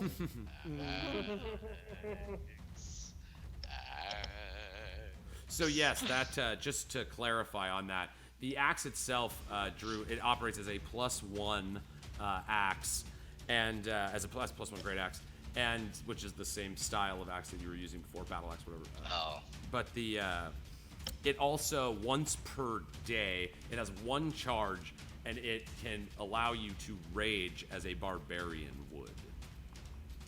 So you get 1 charge of a rage every day, and then it recharges. There's a potential chance. There's you're gonna want to write this down. There's a 50% chance that it recharges. I have no pen, and my no keyboard problem. sucks. So yeah, what I'll do is I'll just like write it in chat and then send it to your I'm character so sheet. sorry. Thank you. I love you guys. You've always got my back.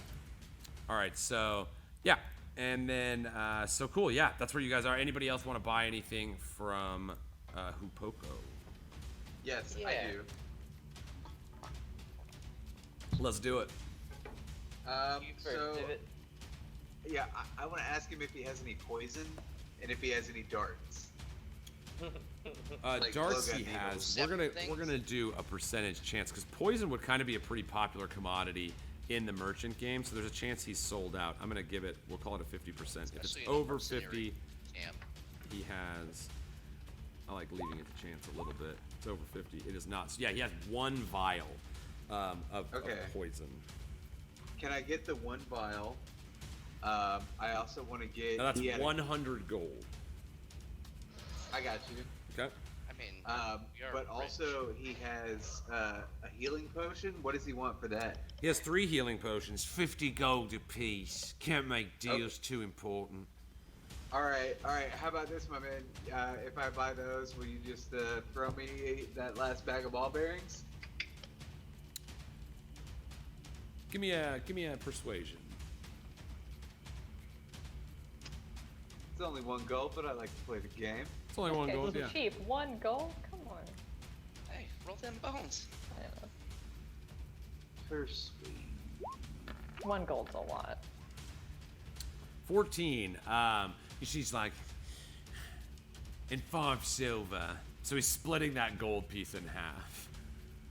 I look him in the eyes and I just give him the extra gold piece and slap him on the ass, and I'm like, ah. She's like, I respect the hustle. and he takes the extra gold piece, gives it a bite, puts it in the bag.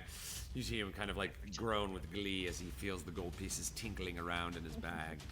Guys, Oh, I gotta say, I don't anyone like it, else guys. have any needs? He's growing on me. I don't like the coin rolling or the coin biting. Anything to do with coins. I didn't like it at first, but now I do. Makes me angry. And yes, we're talking about him in front of him. I don't care. What's he gonna do? You The know, fuck I think it's chosen as just, the Raka. it's good for you to feel open-minded for change, you know? Like, we didn't like him before, but now maybe we kind of like it, you know what I'm saying? Yeah, he's cute. I don't know. I grow on you, hey? All right, don't. Ew, gross. Get away from me. No, don't. All right. Let's, Yeah, I felt like I hadn't described him well enough because you guys were starting to like enjoy him. I was like, wait, no. He's gross. He's gross. I know you weren't going. Anybody else? I'll raise a hand. Oh yeah. No, just. I have. I've kind of errantly noticed I'm wearing the same armor that my old master ran me through with my own sword. The hole's That still sucks. there. Still there, same. So I'd like to ask him if he has any studded leather armor. Oh, absolutely. Probably in your size too. Looks around. You know, you're a pretty average-sized person at 5'10". So yeah, he does have. I'm sorry, Drew. He does have. I mean, like I didn't mean it like that. 45 gold. He will do that. That'll give you one more armor class increase. And yeah, so that'll bring you up with your sweet dex. That's really nice. But yeah, 45 gold for that. 45. See his hands shaking in anticipation as he waits. Do you also have any arrows I could... Oh, I've got arrows. And you hear him like clinking around in some bucket near his feet. How many you need? Are they all coming from that bucket, or do you have the good stuff in the bag? Good stuff's in the bag. High elves, always good at bargaining. I got something you might be interested in. You see, he reaches back over this little bag, and he pulls out 3 golden-tipped arrows. You see, they have sharp green quills. You know they're of elven make. Like anybody that's ever seen a fine elven arrow, it's like to use gold as well as the style of the fletching. These are really fine arrows. He said, a little bit of that elvish magic in him. And he licks the heft of the arrow. Okay. Oh, You can gross. taste the tree sap. Magic arrows. The berries have worn off. Perk your interest. He's got How 3 much of them. would you They're discount +1 me for arrows. saliva? So he has 3 3. +1 arrows. He's offering to you for them for 500 gold for all 3 of them, or 200 apiece. Magic arrows. You're not gonna find many of these. Or, you know, I can get you, And he kind of starts putting them away. He's like, I can get you the normal ones. Not everyone's got the coin, you see. he starts running his hand on the pouch.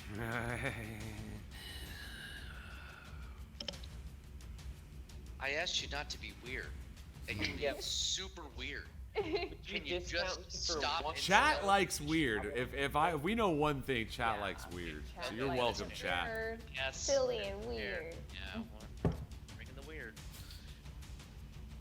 Yeah, I mean, like, what are you gonna do with 3 magic arrows? You gonna sell them? Tempting though, isn't it? Looks like it, huh? Sorry. And he kind of like checks himself in front of you. Yeah, what? Just, come on, cut us a deal there, guy. We're about I to go- did. 200 apiece. 500 for the Don't, 3. Don't get loud with me there, Sonny. Papa's been around the block. You see, that's what he's saying. He says the +3 arrows will be based on the persuasion check that already took place. He's not really willing to haggle on this, but he is. I mean, he'll give you a deal. He'll give you 500 for the 3. I mean, magical items. You know what I mean? Like it's not there's not a store where you can buy magic items except for this one right now. All Can right. I get one of those arrows? But can I get it discounted since you slobbered all over it? He's like, I'll pick a dry one. And he pulls one out of the base. If you want to attempt, because that was his own persuasion, Rial, if you would like to attempt to persuade him for a discount, you are more than welcome to. I'll give it a shot. I think he's aware of how gross he is, but... He seems to bask in it, honestly. Yeah. Yeah. That's kind of his thing. But hey, But fuck maybe it. like Give it a letting him shot. know might make him feel better about it, and maybe he'll just be like, cool. 19, very nice. Unfortunately, the 20, if you would have had advantage, that would have been a crit hit. But the unfortunately, with no advantage, I'm gonna smoke anyway. Like, there's nothing. You can't. Right. You can't stop me because I'm too Nice. slippery. It's a bummer summer, but it's good. All right, so Rial, yeah, with a 19, that's good enough to get a little bit of the bend. He's like, yeah, since you all bought so much, friends of the rock, buy out all my potions, my poisons, filled my sack. Oh, and he kind of rubs it. His eyes roll back a little bit, and he slobbers. You know, a big gob of spit kind of just falls out of his mouth onto his hairy chest. Thanks, I hate it. All right, what do you say to 150, huh? But don't tell no one. Oh, we won't. I won't tell anyone. So you get, just so you know, you can always reclaim. Like, you can use a magic arrow and then reclaim it. You just have to be cautious. Like, in certain situations, if you miss really bad, that arrow would, finding that arrow would be its own thing. So, but you do have this one magical arrow, and magical arrows hurt things that can't be hurt by non-magical stuff. And I mean, yeah, they're pretty good. But it's a +1 to attack, +1 to damage, +1 arrow.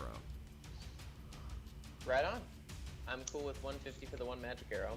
You set the 150 gold, pretty nice pile. You see, takes both hands and just kind of like hugs it to his face, and you see his sweaty cheeks just like smearing on the dirty coins, and it's quite a sight.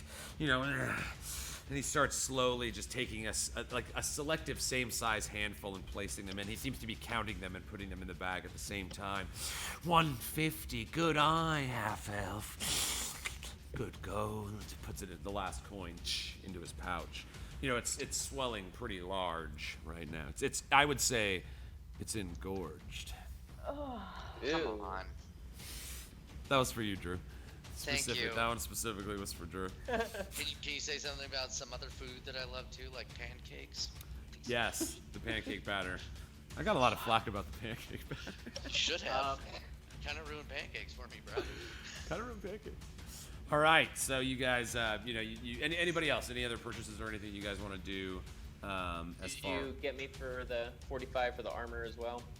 Yeah, 45 for the armor as well. Nice, a little bit of armor upgrade. So Rial, yeah, that studded leather armor, as far as non-magical armor goes, that's about as good as light armor gets. So you and Divot both wearing studded leather armor. You see, like, he grabs a one off the rack, and he's like, oh yeah, should fit you pretty nice. And Thoricus, you kind of, as a blacksmith by trade, you kind of like laugh at his attempts to like fasten the armor on him, and you kind of walk over and brush off Hukopo, who gladly goes back to his booth, and you kind of tighten the facets and rivets around and suit it nicely to Rial's frame. Thanks, best friend. Got you, brother. Best friends, baby, best friends. If everybody's done with their purchases, I kind of want to like hang back and do some like secret shopping. Oh. Secret shopping? Yeah, don't worry Yeah, about if we don't leave, I'm gonna try to rob this guy. So.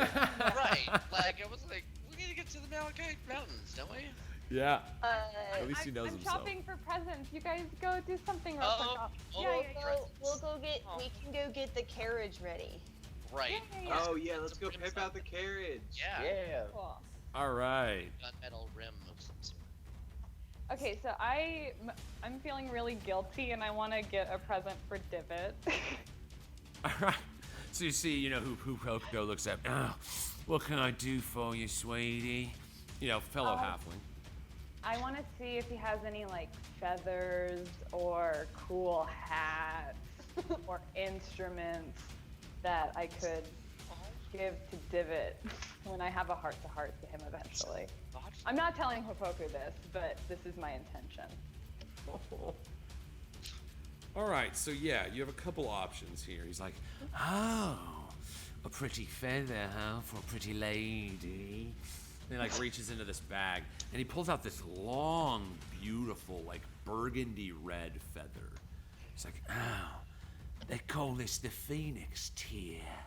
He runs his, greasy finger along it. You see the, as the slits of the feather, move. Oh yes, fine fabric, gold tips, and he kind of moves it in front of your eyes, and you see the tips of the feather shine with these little like gold specks. Very hard to pull off. I could sell it to you. Or a hat? Yeah, I've got hats. And he kind of reaches in and starts pulling out like standard hats from various different styles. Being a merchant guild member, he's traveled all around the world. So there's northern style hats that are more like winter hats. You even see some of the hats from kind of like your home region, Ashbury to the far west. And so I'm more interested in those. Tell me more about those. Oh yes. You see, he starts digging through, and he has. You remember? You see this hat that's like sticking out, and it's like this beautiful. It's got like a poofy purple top, and then these cool like multi-bended, like there's multiple caps to it to the front of it, and these like big loops of fabric kind of go all around it. It's got a big poofy hat. You remember these? They were like commonly used at the spring festival in Ashbury. So a lot of people would get these hats and go on this big parade down the street. And it's like one of the few fond memories that you have is these spring festivals back in Ashbury, back before, you became privy to the dark secret of your father's true legacy as, a leader of the syndicate. You remember being a child when ignorance was bliss and, eating various, meats on sticks and fancy rock candies as you as a little girl ran through the streets of Ashbury. You remember being a child in the city, and this hat kind of connects you to those memories. It sticks out a little special to you. How much for this hat? Oh, for you, dear. Let's see. He like pulls the hat up and looks at it, and then there's like this little slit in it, and he's like, I'm not gonna lie. And he takes the feather and slides it in, and it just like the rug, it really ties the room together. Like this hat instantly, goes from being a beautiful piece of clothing to being like something that's calling for the head of Divot. And you see the red phoenix feather, the phoenix tear, slide in place, and this beam of light just kind of hits it. And you see the gold tinkles at the end of the feather tips, and he's like, "Here, love." And he looks around. For a halfling, 2 gold. Thank you. And I give him 50 gold. Ooh. You see, it's just like as you hand him the first 2, he begins taking a bite and putting it in, and he starts setting more. He's and you still see he starts creepy. salivating. And he's like, oh, love, tips are appreciated. I'm going to need to get a bigger sack. Can I sneak up behind him and steal one of those magic arrows? You can try. You absolutely can try. Would you like to attempt to sneak in and steal some of these magic arrows? I mean, like, he seems super distracted by talking to her, to me. But indeed, the magic arrow's still sitting in front of him, basically. Like he never put them back over or anything, so they're still like. Oh, all right, my bad. I thought it was like in like with his stuff, and I was just gonna like. I mean, I would give you, if you want to utilize that distraction, her putting additional gold on the table, I would give you advantage on your roll, but it still would be a roll for sure. I'll distract with this hat. There's an 8 in my boots. There's a Jake in my boots. Oh shit. Guys. All right. I mean, I feel like it's in chess. I talked about it, so I gotta do it. I don't even necessarily think it's a good idea anymore, but I'm gonna do it. All right, he has a pretty decent passive persuasion, so you've got to beat a 15 here. Oh my god. Okay. But you have advantage. With what? This would of be hand? this would be a sleight of hand. You're attempting to steal. Okay. Ooh, smoked it, bro. Smoked it. Yes, with 24. You are able to reach. You see as he starts salving. Tips are greatly appreciated. And he starts like, I'll have to get a bigger sack. And you see, like, looks down as he's trying to stuff, this great last bit of gold in, and his eyes are looking to the right, and you're like, Indiana Jones it with a crossbow bolt, like So you take a crossbow bolt and set it down and grab one of these other golden-tipped arrows with the green fletching and pull it out and manage to dart away. Tynna, you notice, however, because he's sneaking up behind him to do this. So Tynna, you do see as Divot just kind of takes advantage of this moment and, just kind of grabs something, leaves his thing, and takes an arrow and leaves. So, Did Divot see me buy the hat? No, you just see him. He literally had one purpose for coming back in here, and it was stealing one of them arrows. Okay, I'm just gonna tuck the hat away in my bag and the feather in my bag real quick. Awesome. That's for a later moment. Like gnomes steal underwear and arrows, and that guy doesn't have any underwear, so. And then I'm gonna rejoin the party. All right, so you walk out. Tynna, you see the party kind of standing in mutual awe as you look on to a pretty, impressive sight. You see Toko wielding, the axe formerly known as Lucille, in his hand. He's starting to run through these battle maneuvers. You see him holding the writ in one hand, and he has the great axe in the other hand. And a great many of the mercenaries, even in their hungover and post-intoxicated states, have kind of stumbled together and are now starting to work through the battle strikes of the Stone Reavers. You see where they were kind of wildly driven, selfishly motivated. You see that this idea of shifting toward a dedicated purpose has already ignited some fire in these people as they give themselves to trying to better themselves, their forms. Toko walking around, no, not like that, showing, correcting, proving himself to be a strong and powerful leader. You see Oobrey the Calloused standing in the back, making a great, a great sash for each one of these new warriors. You see she's tried to weave the symbol, your Stone Reaver symbol, with the same bird that's on the end of the Fury. That wind, the gust-winded wings of the bird that are on the Fury inside of the Shield Reaver's crest. And she's making these great sashes and handing them out as each of the members come and basically start agreeing to this new type of training. So it looks like your goal, Thoricus, to pass on this idea is being accepted by the town at large. Yeah! The hats on this channel, or we win with the hat. We're going all in on hats. Shit. You haven't even seen the hats that we're gonna bring to you guys. All right, so you're standing there and you see, the marks, the strikes and the marks start as they begin going through these practices. Thoricus, you even for a second, take a couple swings with your axe just to kind of show them the pure form. You start doing swinging your axe where, if you had missed, you just continue that energy around you. And you, I'm so sorry, that's the wrong. And you start, showing the continuous motion that the Stone Reavers were known for. The jokingly, the dreidel of doom, but the wheel of death, Dreidel of destruction. Yeah. And so you're kind of helping them out, and then you see that Toko he's ready to take this on for you, and they start and you see kind of as the town starts gathering around each other for this new purpose, and the five begin kind of backing away from the scene, impressed with what you've left upon these people. And have we turned that other 25% that were haters and doubters? So yeah, you're looking at pretty much almost everybody. There may have been a couple people that ran off in the night. But the town's numbers itself don't seem to be too affected.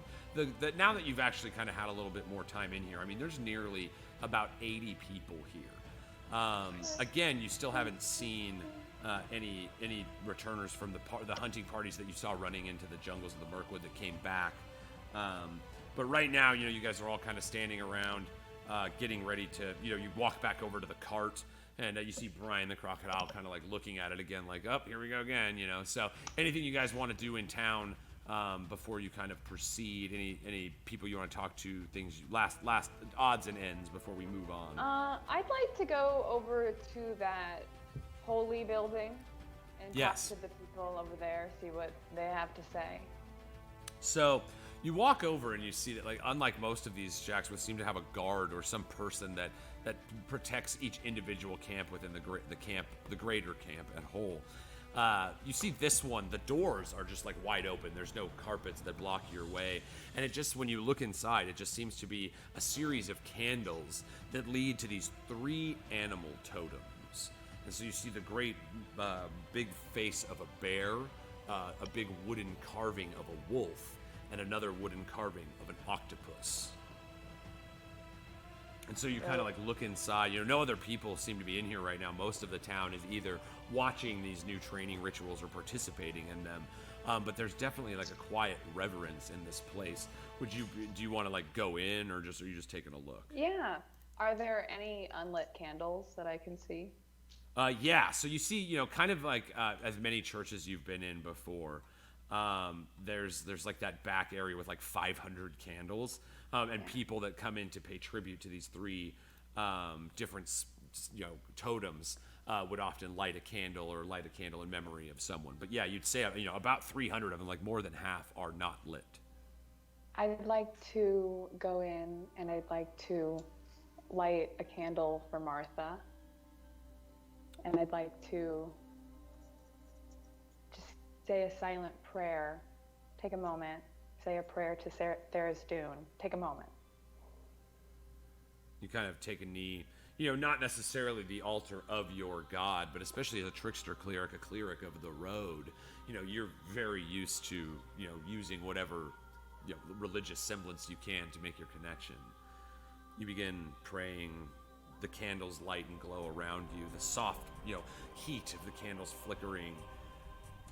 You feel that channel open up between you and the great beyond, to your power source of your divine energy, the great god Therizdun. You begin saying your prayer for Martha, your prayer to Therizdun, your prayer for the blessing of the received energy that you receive. That crackle, your connection is severed. What? It feels like your prayer, like somebody cut the telephone line of your prayer. You put your hands back together again and begin trying to pray. There's no connection. You don't feel the reach out. You don't feel the watchful touch of your God. You don't feel the smile you once did. Instead, you feel a great sense of shame. Suddenly, the candles around you begin to flicker. You're looking around. You feel this strange uneasiness in the pit of your stomach. You turn and look outside, and that you see as the sky shifts to a dark purple color. You start walking, trying to get outside, and the door just continues getting farther and farther and farther away from you as you walk toward it. As each step you take, the door continues beyond you. You're looking around. The candles begin flickering in the same arcane and divine yellow energy that you call upon so often. This crackling energy. You feel the swelling voice of Therizdun repeat himself once more. A sacrifice must be made. You owe me, Tynna.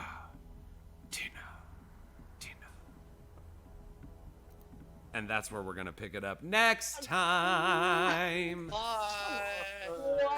Woo! Thank you, our studio audience, who is adorable.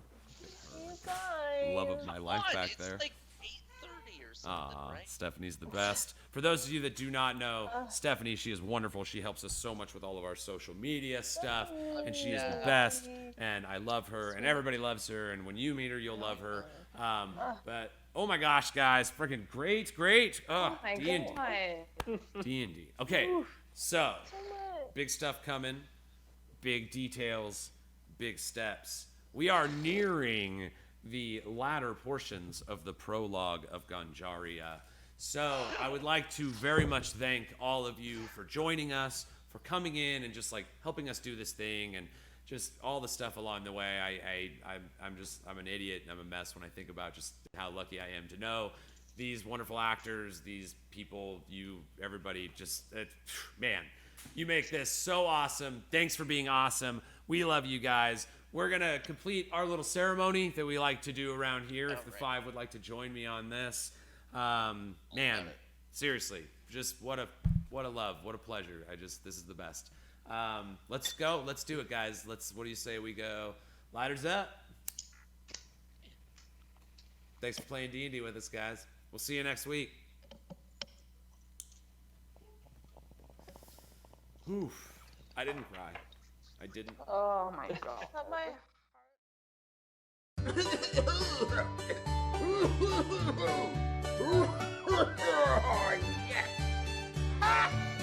So what? You can't touch me, 'cause I'm from the internet.